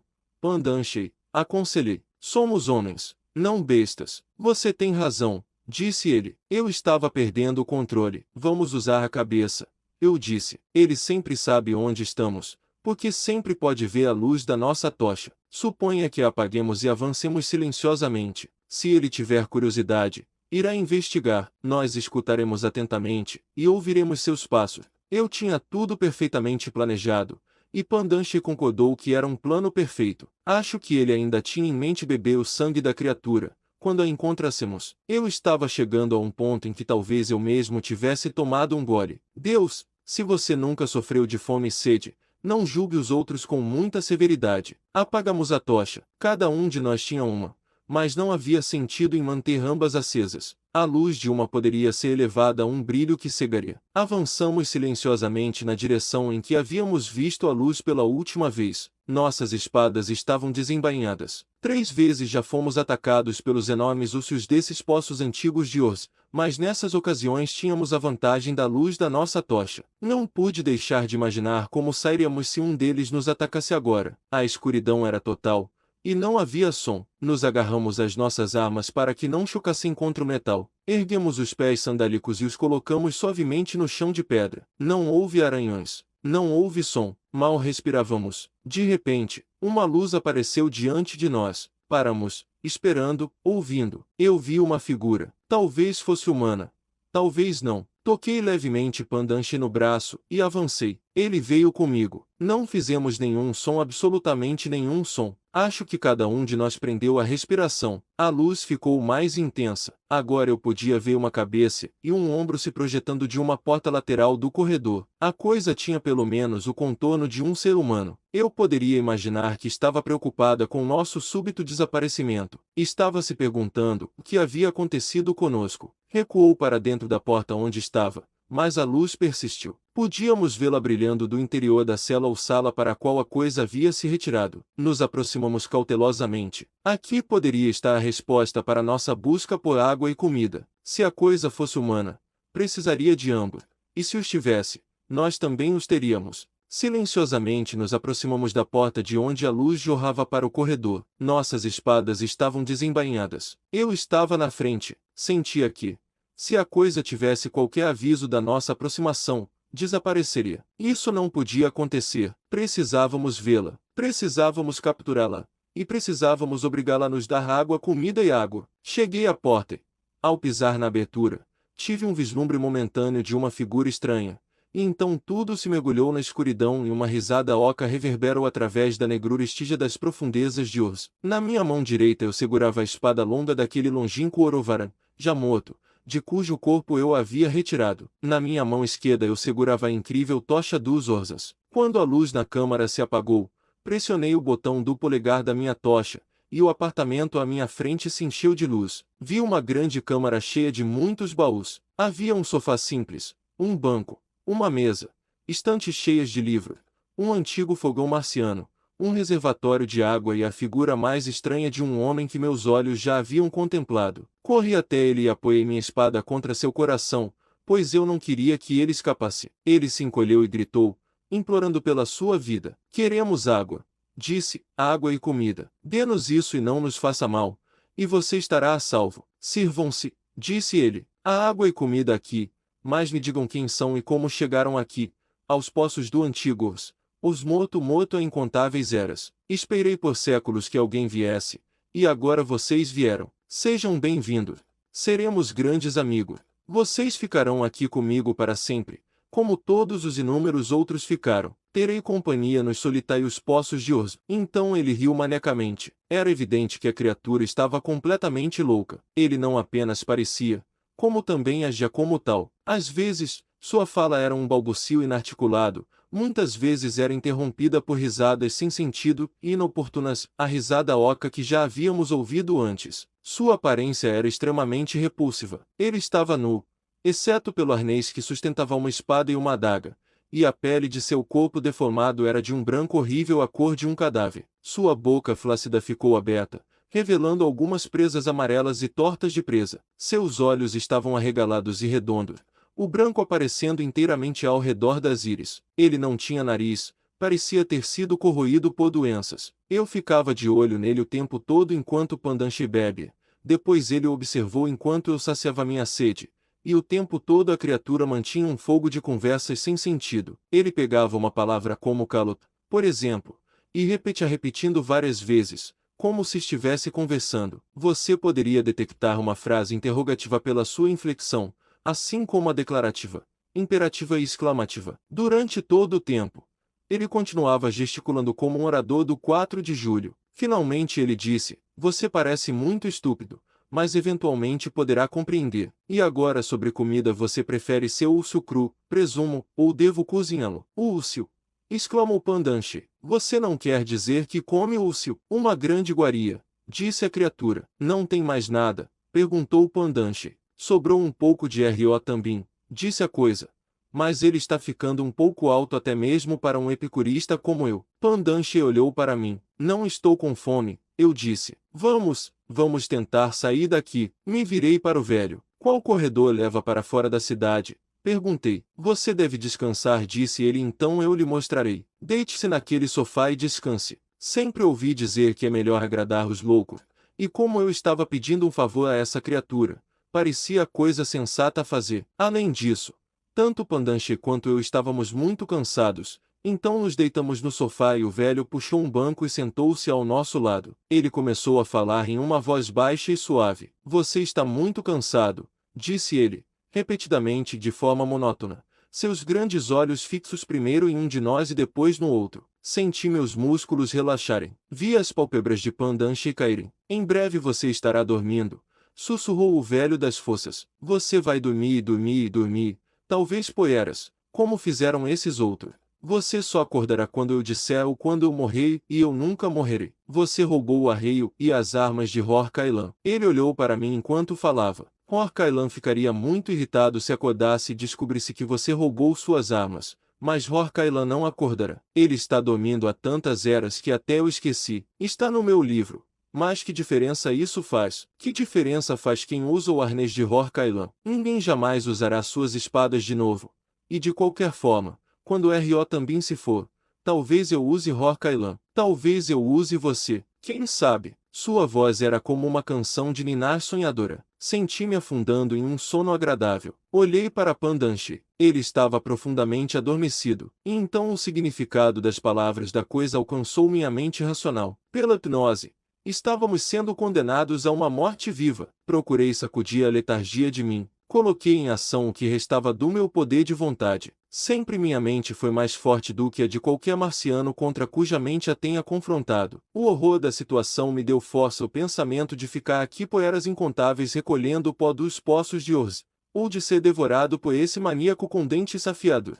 Coloquei cada grama da minha força de vontade em um esforço final e terrível para quebrar as amarras que me prendiam. Foi ainda mais devastador do que um esforço físico. Rompi em suor intenso. Sentia meu corpo inteiro tremendo da cabeça aos pés. Eu conseguiria. O velho, evidentemente, percebeu a batalha que eu travava pela liberdade, e redobrou seus esforços para me segurar. Sua voz e seus olhos me envolviam com quase força física. A coisa agora suava. Tão intensos eram seus esforços para dominar minha mente. Seria bem-sucedida. Capítulo 9. Eu estava vencendo. Eu sabia que estava vencendo, e a coisa deve ter sabido também, pois havia deslizando sua adaga da bainha ao lado. Se não podia me manter na aparência da morte, me manteria na morte real. Procurei me libertar dos últimos tentáculos enfraquecedores das forças mentais malignas da coisa antes que ela pudesse desferir o golpe fatal que significaria a morte para mim e o equivalente à morte para Pandanche. A mão com a adaga se levantou sobre mim. Aqueles olhos horríveis olharam para os meus, iluminados pelos fogos infernais da loucura,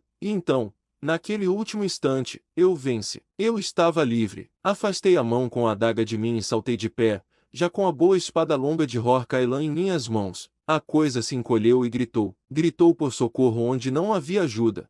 E então sacou sua espada. Eu não profanaria a arte fina da minha esgrima cruzando lâminas com algo assim. Lembrei da vanglória dele de que Pandanche e eu dormiríamos até que ele nos acordasse ou morresse. Isso sozinho já era suficiente para me determinar. Eu não seria duelista, mas carrasca e libertadora. Cortei uma vez, e a cabeça imunda rolou para o chão de pedra dos poços de Urs. Eu olhei para o Pandanche. Ele estava despertando. Ele se virou e se espreguiçou. Então ele se sentou e me olhou, questionando. Seus olhos vagaram para o torso e a cabeça caída no chão. O que aconteceu? Ele perguntou. Antes que eu pudesse responder, foi interrompido por uma rajada de sons que vinha da câmara em que estávamos e de outras câmaras nas profundezas de Urs. Olhamos rapidamente ao nosso redor. Tampas estavam sendo levantadas em inúmeros baús, e gritos vinham de outros cujas tampas eram mantidas no lugar pelos baús em cima deles. Homens armados surgiam, guerreiros em armaduras magníficas. Mulheres, esfregando os olhos e olhando ao redor, atônitas. Do corredor, outros começaram a convergir para a câmara, guiados pela nossa luz. Qual é o significado disso? Exigiu um homem grande, magnificamente trajado. Quem me trouxe aqui? Quem é você? Ele olhou ao redor, evidentemente perplexo, como se estivesse procurando algum rosto familiar. Talvez eu possa esclarecer você, eu disse. Estamos nos poços de Urs. Estou aqui há apenas algumas horas, mas se essa coisa morta no chão disse a verdade, alguns de vocês devem estar aqui há séculos. Vocês foram mantidos pelo poder hipnótico dessa criatura louca. A morte dele os libertou. O homem olhou para a cabeça imóvel no chão. Luntao! Exclamou. Ele me chamou, pediu que eu viesse vê-lo sobre um assunto importante. E você o matou. Você terá que me dar explicações amanhã. Agora preciso voltar aos meus convidados. Havia uma camada de poeira no rosto e corpo do homem. Por isso, soube que ele devia estar aqui há muito tempo. E, em pouco tempo, minha suposição foi confirmada de maneira bastante dramática. Os homens e mulheres despertos estavam forçando sua saída dos caixotes nos quais haviam sido mantidos. Alguns dos que estavam nas camadas inferiores tinham dificuldade em desalojar os caixotes empilhados sobre eles. Havia um grande barulho e tumulto à medida que os caixotes vazios caíam no chão. Havia uma babel de conversas. Havia perplexidade e confusão. Um nobre empoeirado rastejou de um dos caixotes. Instantaneamente ele e o homem grande que acabará de falar se reconheceram. "O que há com você?" exigiu este último. "Você está todo coberto de poeira. Por que desceu? Venha! Preciso voltar para meus convidados." O outro balançou a cabeça em evidente perplexidade. "Seus convidados? Cantor!" exclamou ele. "Você esperava que seus convidados esperassem 20 anos pelo seu retorno." 20 anos? O que você quer dizer? Fui seu convidado há 20 anos. Você saiu no meio do banquete e nunca mais voltou. 20 anos? Você está louco! Exclamou o cantor. Ele olhou para mim e depois para a cabeça sorridente no chão. E começou a fraquejar. Eu podia ver isso. O outro homem tocava o próprio rosto, olhando para a poeira que havia retirado dele. "Você também está coberto de poeira", disse a Cantor. Cantor olhou para seu corpo, e arreios. Então enxugou o rosto e olhou para seus dedos. 20 anos! Exclamou. E então olhou para a cabeça de Luntaor. "Criatura vil!" exclamou. "Eu fui seu amigo. E você fez isso comigo." Voltou-se então para mim. "Esqueça o que eu disse. Eu não compreendi. Quem quer que você seja, permita-me assegurar que minha espada está sempre à sua disposição." Curvei-me em reconhecimento. 20 anos! Repetiu Cantor, como se ainda não pudesse acreditar. "Meu grande navio! Ele deveria ter partido do porto de Ors no dia seguinte ao meu banquete, o maior navio que já foi construído. Agora está velho, talvez obsoleto.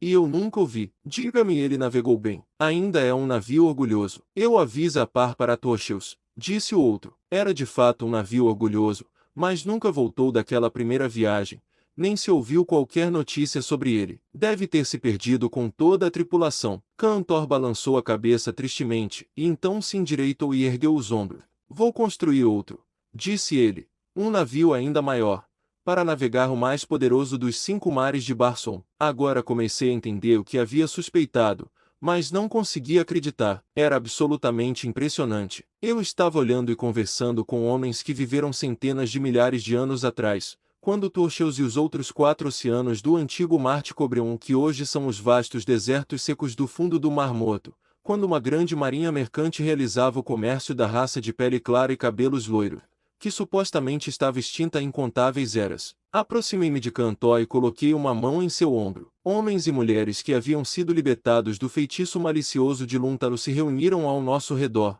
ouvindo. "Lamento desiludi-lo, Cantor", disse eu, "mas você não construirá nenhum navio, nem nenhum navio navegará novamente por Tocheus." "O que você quer dizer?" ele exigiu. "Quem vai impedir Cantor e Amon-Dúgeda de construir navios e navegá-los pelo Tocheus?" "Não existe Tocheus, meu amigo", eu disse. "Não existe Tocheus. Você está louco. Você esteve aqui nas profundezas de Ors por incontáveis eras", se explique. "E durante esse tempo os 5 grandes oceanos de Barson secaram. Não há oceanos, não há comércio. A raça a qual você pertencia está extinta." "Meu Deus, você está louco!" ele gritou. "Você sabe como sair dessas fossas?" Perguntei. "Sair para a cidade propriamente dita. Não subi pelo, eu ia dizer cidadela, mas me lembrei de que não havia cidadela quando essas pessoas foram atraídas para as fossas." "Quer dizer, não subir pelo meu palácio?" perguntou Cantor. "Sim", eu disse, "não subindo pelo seu palácio, mas indo em direção aos cais. Então posso lhe mostrar que não há mais um Tocheus." "Certamente eu sei o caminho", ele disse. "Essas câmaras não foram construídas de acordo com meus planos." "Então vamos", eu disse. Um homem estava parado olhando para a cabeça de Luntaor. "Se o que este homem diz é verdade", ele disse a Cantor, "Luntaor deve ter vivido há muitas eras. Como então ele poderia ter sobrevivido a todas essas eras? Como nós sobrevivemos?" "Vocês existiam em um estado de animação suspensa", eu disse.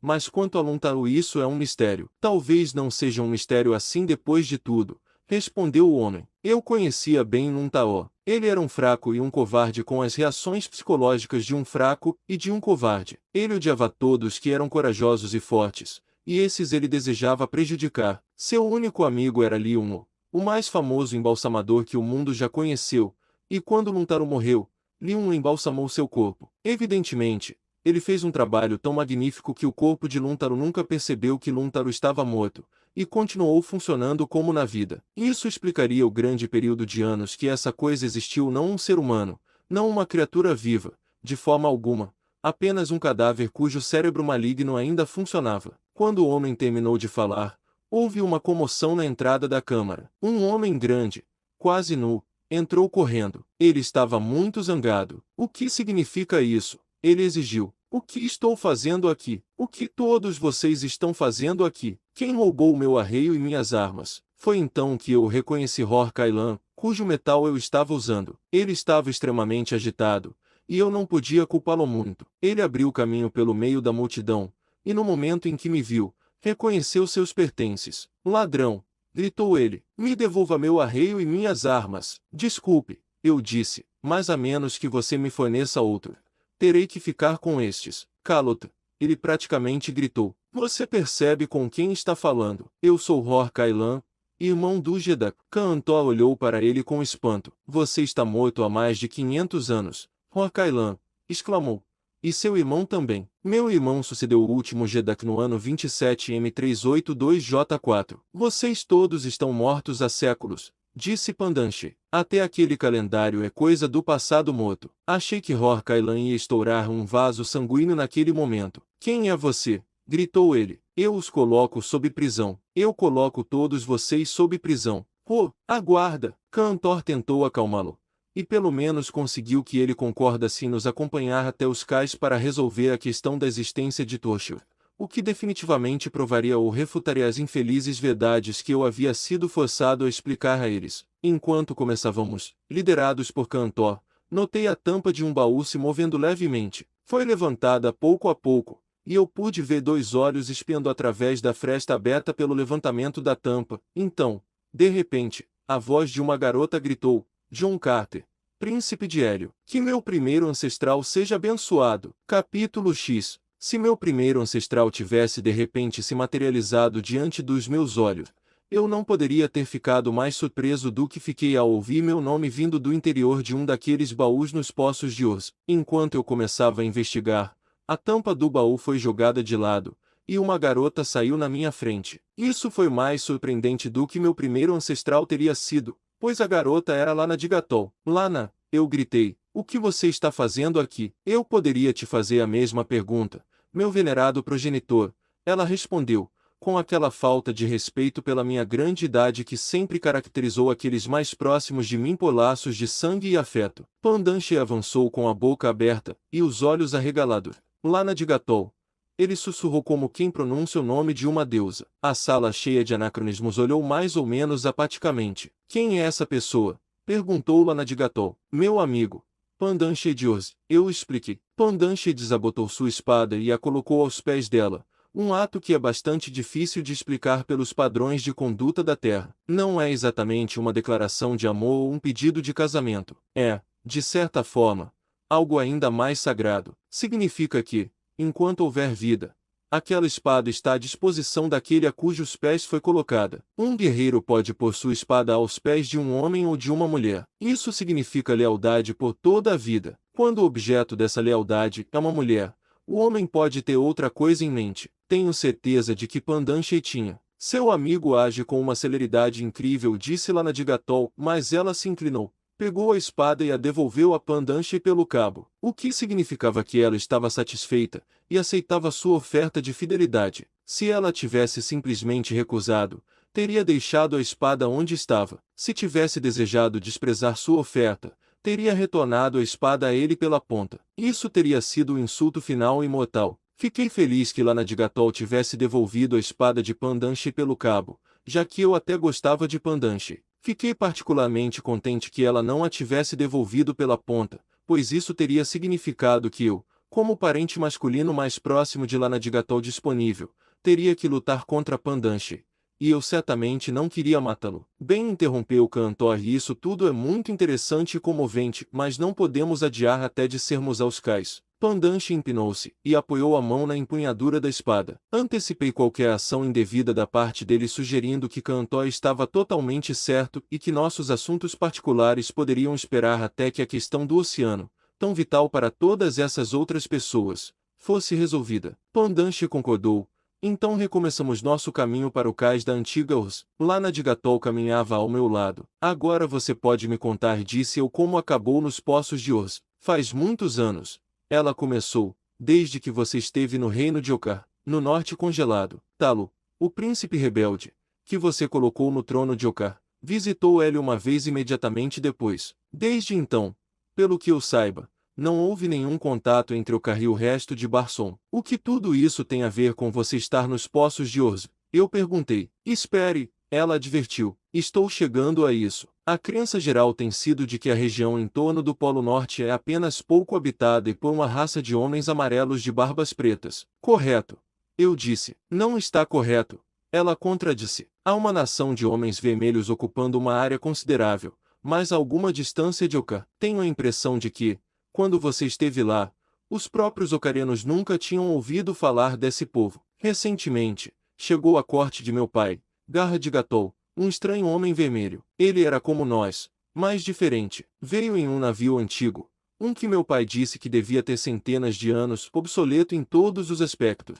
Era tripulado por 100 guerreiros, cuja armadura e metal eram desconhecidos para nós. Pareciam ferozes e belicosos, mas chegaram em paz e foram recebidos em paz. O líder deles, cujo nome era Inhabitol, era um fanfarrão pomposo. Ele era um ignorante rude, mas, como nosso convidado, recebeu todas as corteses atenções. Ele disse que era Jedak dos Jedaks do Norte. Meu pai disse que pensava que Talu detinha esse título. Ele detinha, respondeu Inhabitol, até eu conquistar seu país e torná-lo meu vassalo. Agora sou Jedak dos Jedaks do Norte. Meu país é frio e desolado fora de nossas cidades envidraçadas. Eu gostaria de ir para o sul, procurando outras terras onde meu povo possa se estabelecer e crescer. Meu pai disse a ele que todas as terras agricultáveis estavam ocupadas e pertenciam a outras nações que as mantinham há séculos. Inhabitol apenas deu de ombros de forma altiva. Quando eu encontrar o que desejo, disse ele, conquistarei seu povo. Eu, Inhabitol, tomo o que desejo dos povos inferiores de Barson. Pelo que ouvi,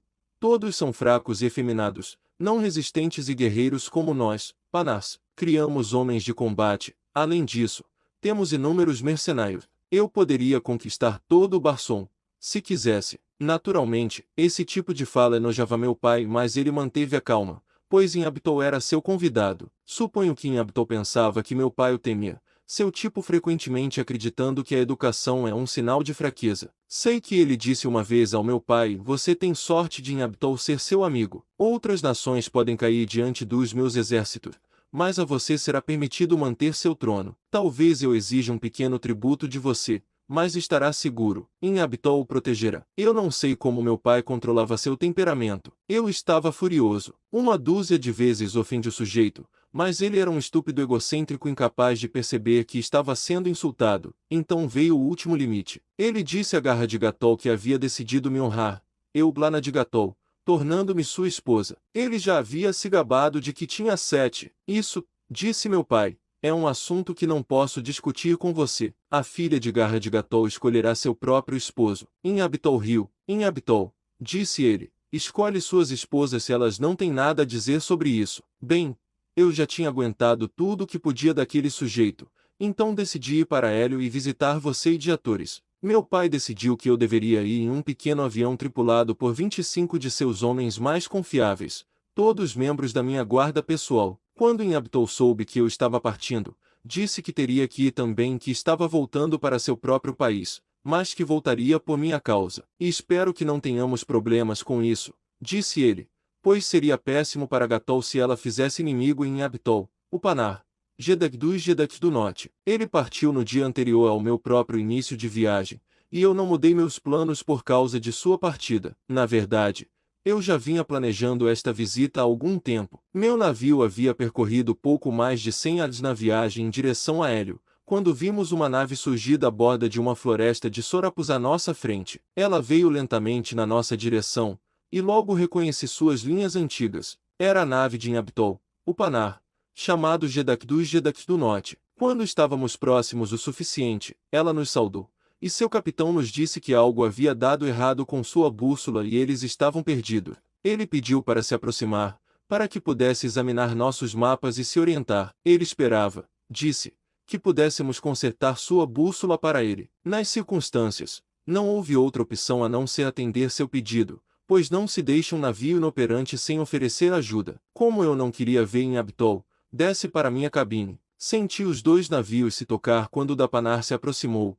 e um instante depois ouvi gritos, maldições e os sons de batalha no convés superior. Corri pela escada, e a cena que encontrei diante dos meus olhos me encheu de raiva. Quase 100 guerreiros avançaram sobre nosso convés vinda da antiga embarcação de Inhabitol. Nunca vi maior brutalidade, nem mesmo entre os homens verdes. As bestas ignoravam a mais elementar ética da guerra civilizada, nos superando em número de 4 para 1. Não tínhamos chance, mas os homens de Gatol lutaram de maneira extremamente nobre, causando baixas sangrentas aos atacantes, de modo que Inhabitol deve ter perdido pelo menos 50 homens antes que o último da minha corajosa guarda fosse massacrado. Os Panar jogaram meus feridos ao mar junto com os mortos, sem sequer lhes conceder o golpe de misericórdia. De toda a minha tripulação, nenhum sobreviveu. Então Inhabitol entrou a bordo com ar de superioridade. Eu te disse, ele disse, que Inhabitol escolhe suas esposas. Teria sido melhor para você e para Gatol se tivesse acreditado em mim. Teria sido melhor para você,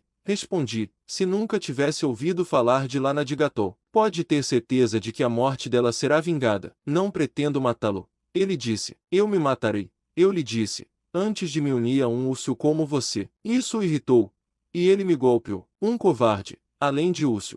Eu disse, ele não me bateu invamente, mas me ordenou que descesse. Na minha cabine, percebi que o navio estava invamente em movimento, e olhando pelo poto, vi que ele seguia para o norte-norte em direção à terra gelada dos Panars. Capítulo X. Na manhã seguinte, cedo, um guerreiro veio à minha cabana. Inhabitol ordena que você venha imediatamente à sala de controle, disse ele. O que ele quer de mim? Exigi. Seu navegador não entende este navio nem os instrumentos, explicou o sujeito. Ele faria algumas perguntas. Pensei rápido. Talvez eu pudesse frustrar os planos de Inhabitol se pudesse ter alguns minutos com os controles e os instrumentos, que eu conhecia tão bem quanto conhecemos o rosto de um ente querido. Então segui o guerreiro acima. Inhabitol estava na sala de controle com 3 de seus oficiais. Seu rosto estava com uma carranca negra quando entrei. Estamos fora da nossa rota, ele resmungou. E durante a noite perdemos contato com nossa própria nave. Você irá instruir meus oficiais sobre esses instrumentos ridículos que os confundiram. Com isso,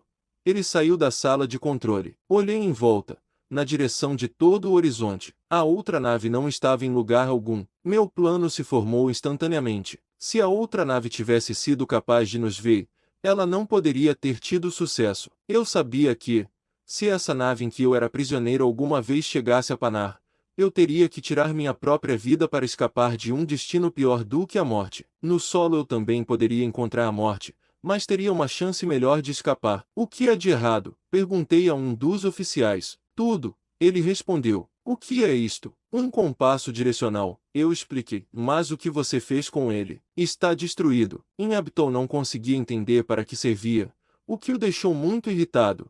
Então ele começou a desmontá-lo para ver o que havia dentro. Ele fez um bom trabalho, eu disse, desmontando. Agora ele, ou outro de vocês, deveria montá-lo de novo. Não sabemos como, disse o rapaz. Você sabe? Claro que não. Então o que devemos fazer? Aqui está um compasso comum. Eu disse a ele. Voe para o norte com este, mas primeiro deixe-me ver que outros danos foram feitos. Fim de examinar todos os outros instrumentos e controles, e enquanto fazia isso, abria as válvulas do tanque de flutuabilidade, e então as travava de modo que não pudessem ser fechadas. Está tudo bem agora, eu disse. Apenas continue para o norte seguindo esta bússola. Você não precisará da bússola de direção. Eu poderia ter acrescentado que, em pouco tempo, eles não precisariam de nenhuma bússola no que diz respeito a navegar esta nave. Então decidi ir para minha cabine. Eu sabia que algo aconteceria em breve, e de fato, aconteceu. Eu podia ver pela escotilha que estávamos perdendo altitude e descendo devagar cada vez mais, e imediatamente outro guerreiro veio à minha cabine e disse que eu era chamado na sala de controle vivamente. Mais uma vez, Inhabitol estava lá. Estamos afundando, Disse ele um fato que era óbvio demais para precisar ser mencionado. Percebi isso há algum tempo. Respondi. Então, faça algo a respeito. Ele resmungou. Você sabe tudo sobre esta nave. Eu pensaria que um homem que pensa em conquistar toda Barson deveria ser capaz de pilotar um navio sem a ajuda de uma mulher. Eu disse. Ele corou com isso. E então sacou a espada. Você vai nos dizer o que está errado, rosnou ele, ou eu vou te abrir da coroa até a barriga. Sempre o cavalheiro cavalheiresco, zombou, mas, mesmo sem sua ameaça, eu vou te dizer o que está errado. Então, o que é? Ele exigiu. Ao mexer nesses controles, ou você ou algum bruto igualmente estúpido abriu as válvulas do tanque de flutuabilidade. Tudo o que você precisa fazer é fechá-las. Não vamos afundar mais nesse momento, mas também nunca vamos subir mais. Espero que não haja montanhas ou colinas muito altas entre aqui e Paná. Onde estão as válvulas? Ele perguntou. Eu mostrei para ele. Eles tentaram fechá-los, mas eu tinha feito um trabalho tão bom de travá-los que não conseguiram.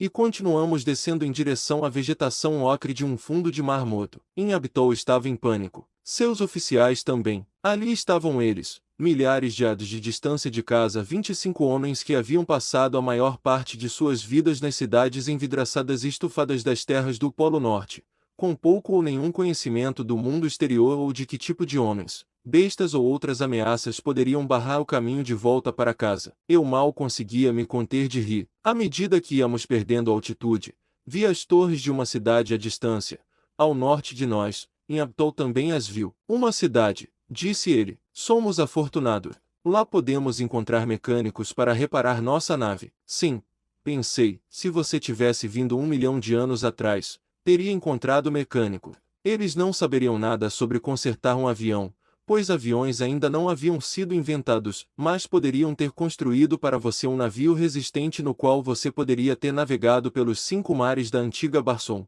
Mas não disse nada. Eu deixaria Inhabitol descobrir por si mesmo. Nunca estive em Orza, mas sabia que aquelas torres surgindo à distância só poderiam indicar aquela cidade há muito morta, e desejava o prazer de testemunhar a decepção de Inhabitol depois que ele tivesse feito a longa e inútil jornada. Você é um pequeno traquina vingativo, eu disse. Receio que sim, admitiu Lanadigatol, mas, neste caso, você pode me culpar. Tive que admitir que não conseguia. Continue, insiste. Conte-me o que aconteceu em seguida. Será que nunca chegaremos ao fim desses poços abomináveis? Exclamou Cantor. Você deveria saber, disse Pandanche.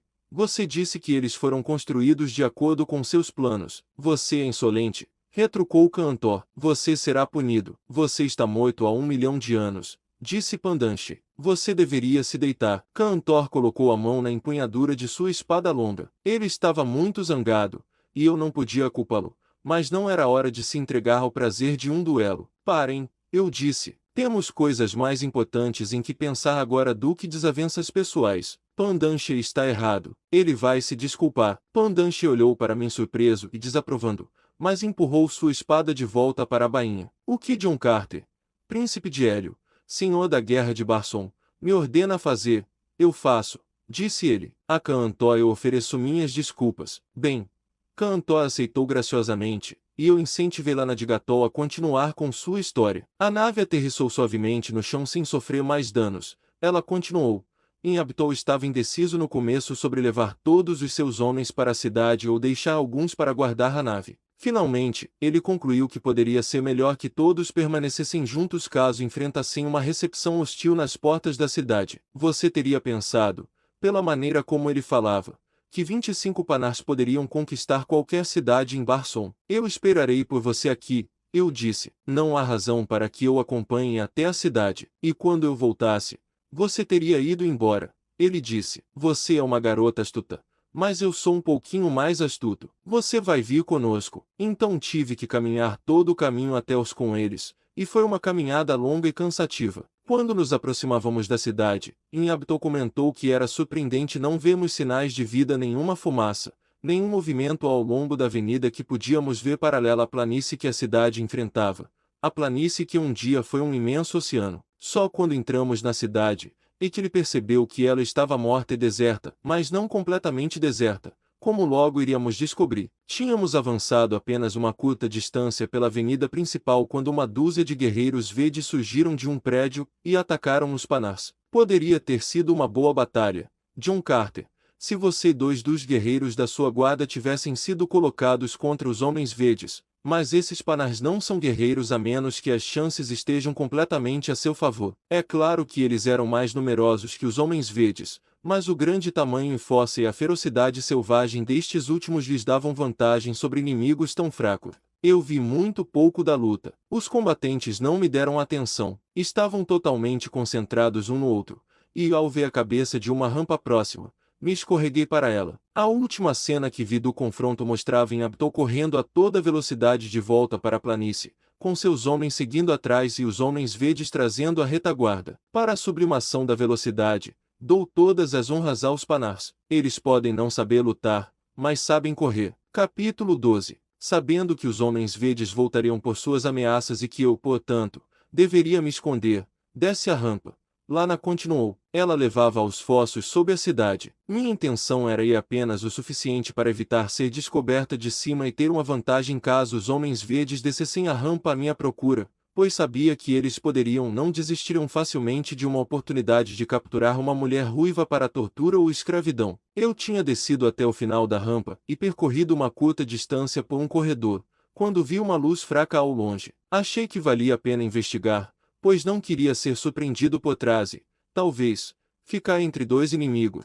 Então segui pelo corredor na direção da luz, que logo percebi estar recuando. No entanto, continuei a segui-la, até que finalmente ela parou em uma sala cheia de baús. Olhando para dentro, vi uma criatura de aparência horrível. Lontao, eu disse. A criatura que eu matei. Sim, disse Lana. Eu o observei por um momento, sem saber o que fazer. Uma tocha acesa iluminava a câmara. Ele carregava outra na mão esquerda. Logo ele ficou alerta. Parecia estar ouvindo atentamente, então saiu rastejando da sala. Deve ter sido quando ele ouviu Pandanche e eu pela primeira vez sugeri. Presumo que sim, disse Lana de Gatol. De qualquer forma, fiquei sozinha na sala. Se eu retornasse pelo caminho que tinha vindo, poderia topar com os braços de um homem verde. Se seguisse a horrível criatura que acabará de ver, sem dúvida estaria em uma situação igualmente ruim. Se ao menos eu tivesse um lugar para me esconder até que fosse seguro sair das masmorras do jeito que entrei. Os baús pareciam convidativos. Um deles seria um excelente esconderijo. Foi simplesmente por acaso que o primeiro que abri estava vazio. Eu me enrolei dentro dele e fechei a tampa acima de mim. O resto você já sabe. E agora você está saindo das masmorras, disse eu,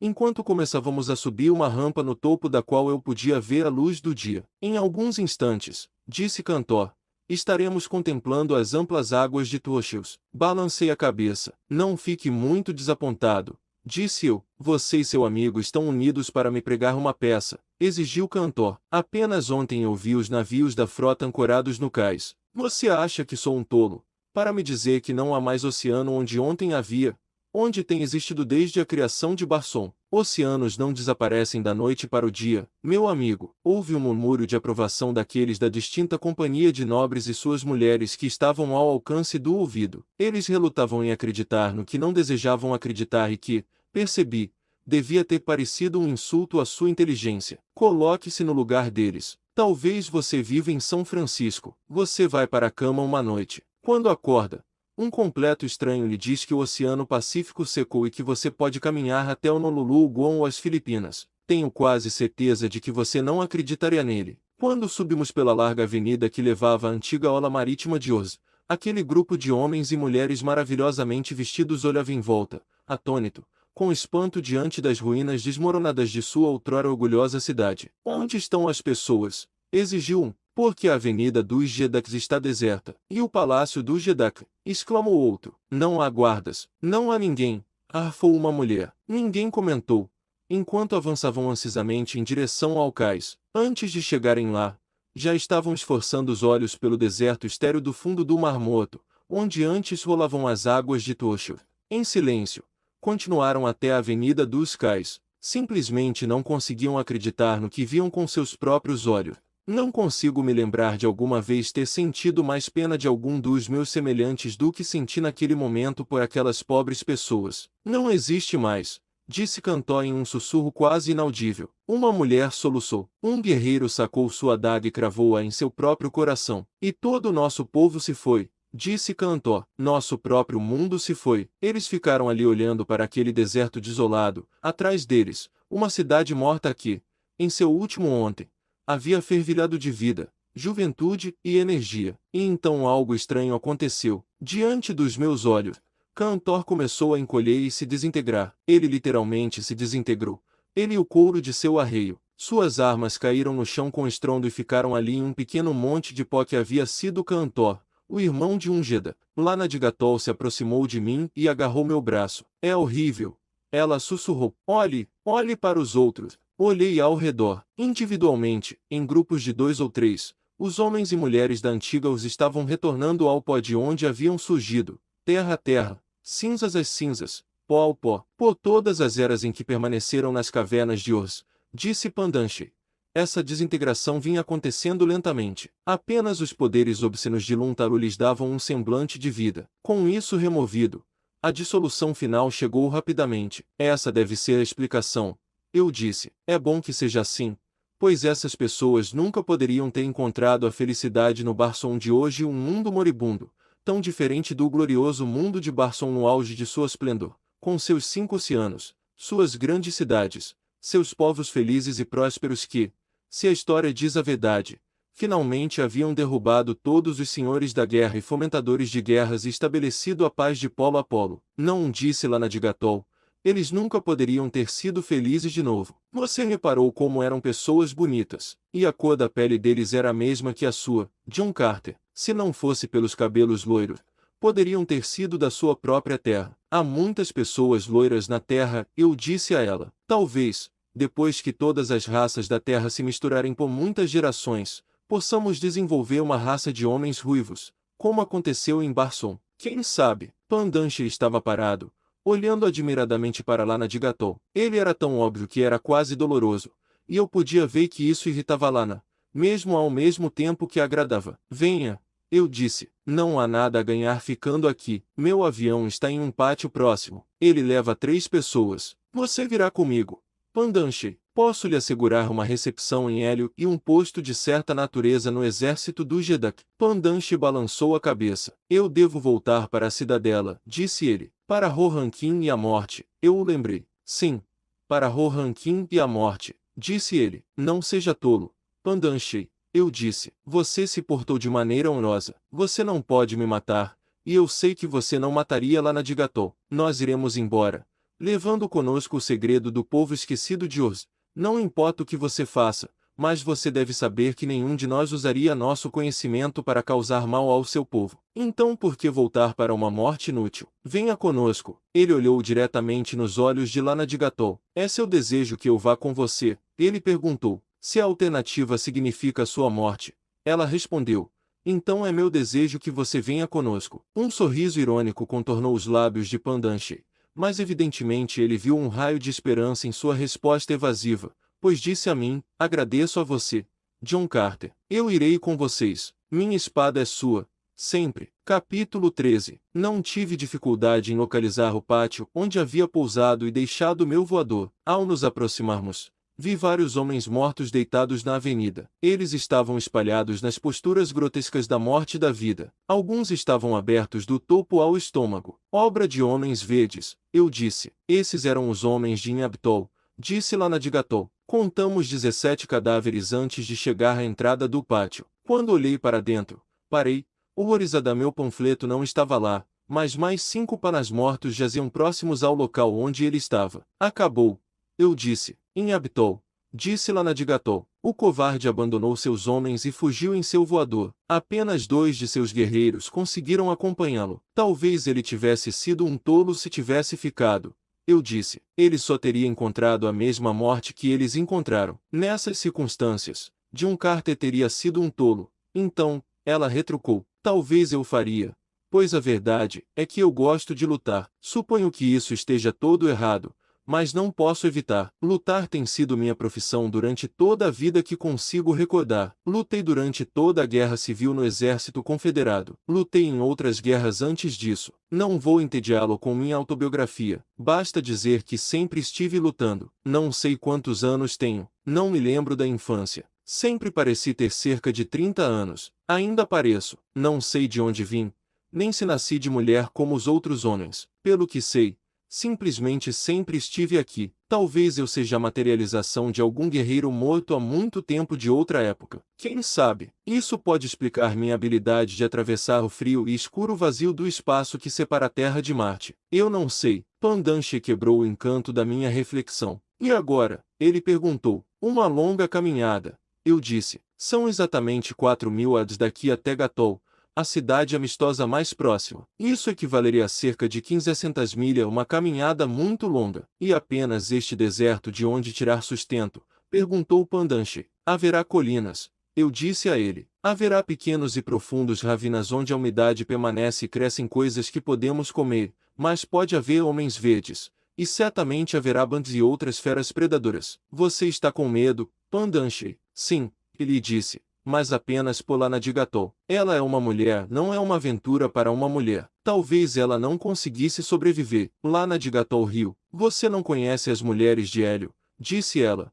E ainda menos uma em cujas veias corre o sangue de Diatores e de um Carter. Talvez você vá aprender antes que chegamos a Gatol. Ela se curvou e arrancou o arnês e as armas de um panar morto de seu corpo e os colocou sobre si mesma. O ato foi mais eloquente que palavras. Agora somos 3 bons braços de espada, disse Pandanche com uma risada, mas sabíamos que ele não estava rindo de Lana de Gatol, e sim de admiração por ela. E assim partimos, nós 3. Naquela longa jornada rumo ao distante Gatol, Lana de Gatol e eu, de um mesmo sangue 2 mundos.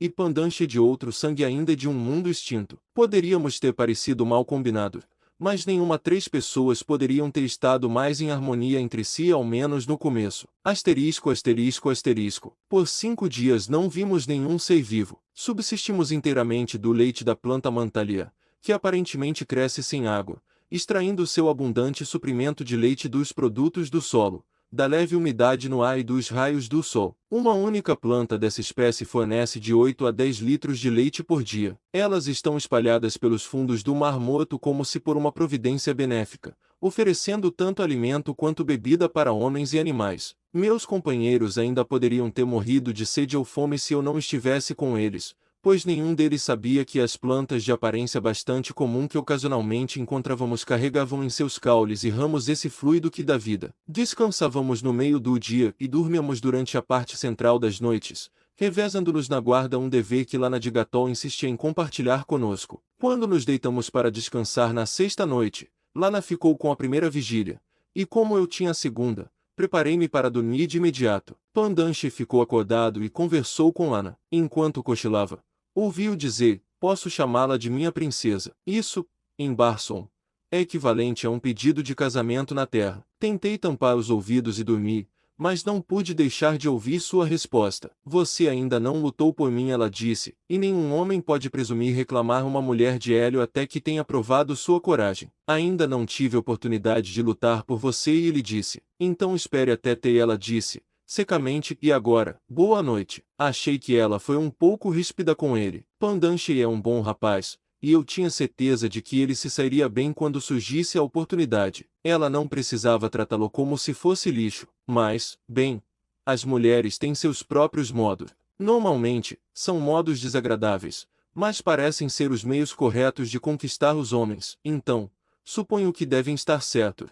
Pandanche deu alguns passos e se deitou do outro lado de Lana de Gatol. Sempre conseguimos mantê-la entre nós o tempo todo, para sua maior proteção. Fui despertado mais tarde por um grito e um rugido horrível. Saltei de pé para ver Lana de Gatol no chão com um enorme banto em cima dela, e naquele instante Pandanche saltou diretamente sobre as costas do poderoso carnívoro. Tudo aconteceu tão rapidamente que mal consigo visualizar tudo. Vi Pandanche puxando a grande fera em um esforço para retirá-la do corpo de Lana, e ao mesmo tempo ele estava cravando sua adaga em seu lado. O banto rugia horrivelmente enquanto tentava lutar contra Pandanche, e ao mesmo tempo manter seu apeto sobre Lana. Avancei rapidamente com minha espada curta, mas era difícil encontrar uma abertura que não colocasse em perigo Lana ou Pandanche. Deve ter sido uma cena muito engraçada. Nós quatro estávamos lutando no chão, todos misturados, enquanto Banturja e Pandanche xingava como um soldado, quando não estava tentando dizer a Lana de Gatol o quanto a amava. Mas finalmente encontrei uma abertura, e finquei minha espada curta no coração d'Uban.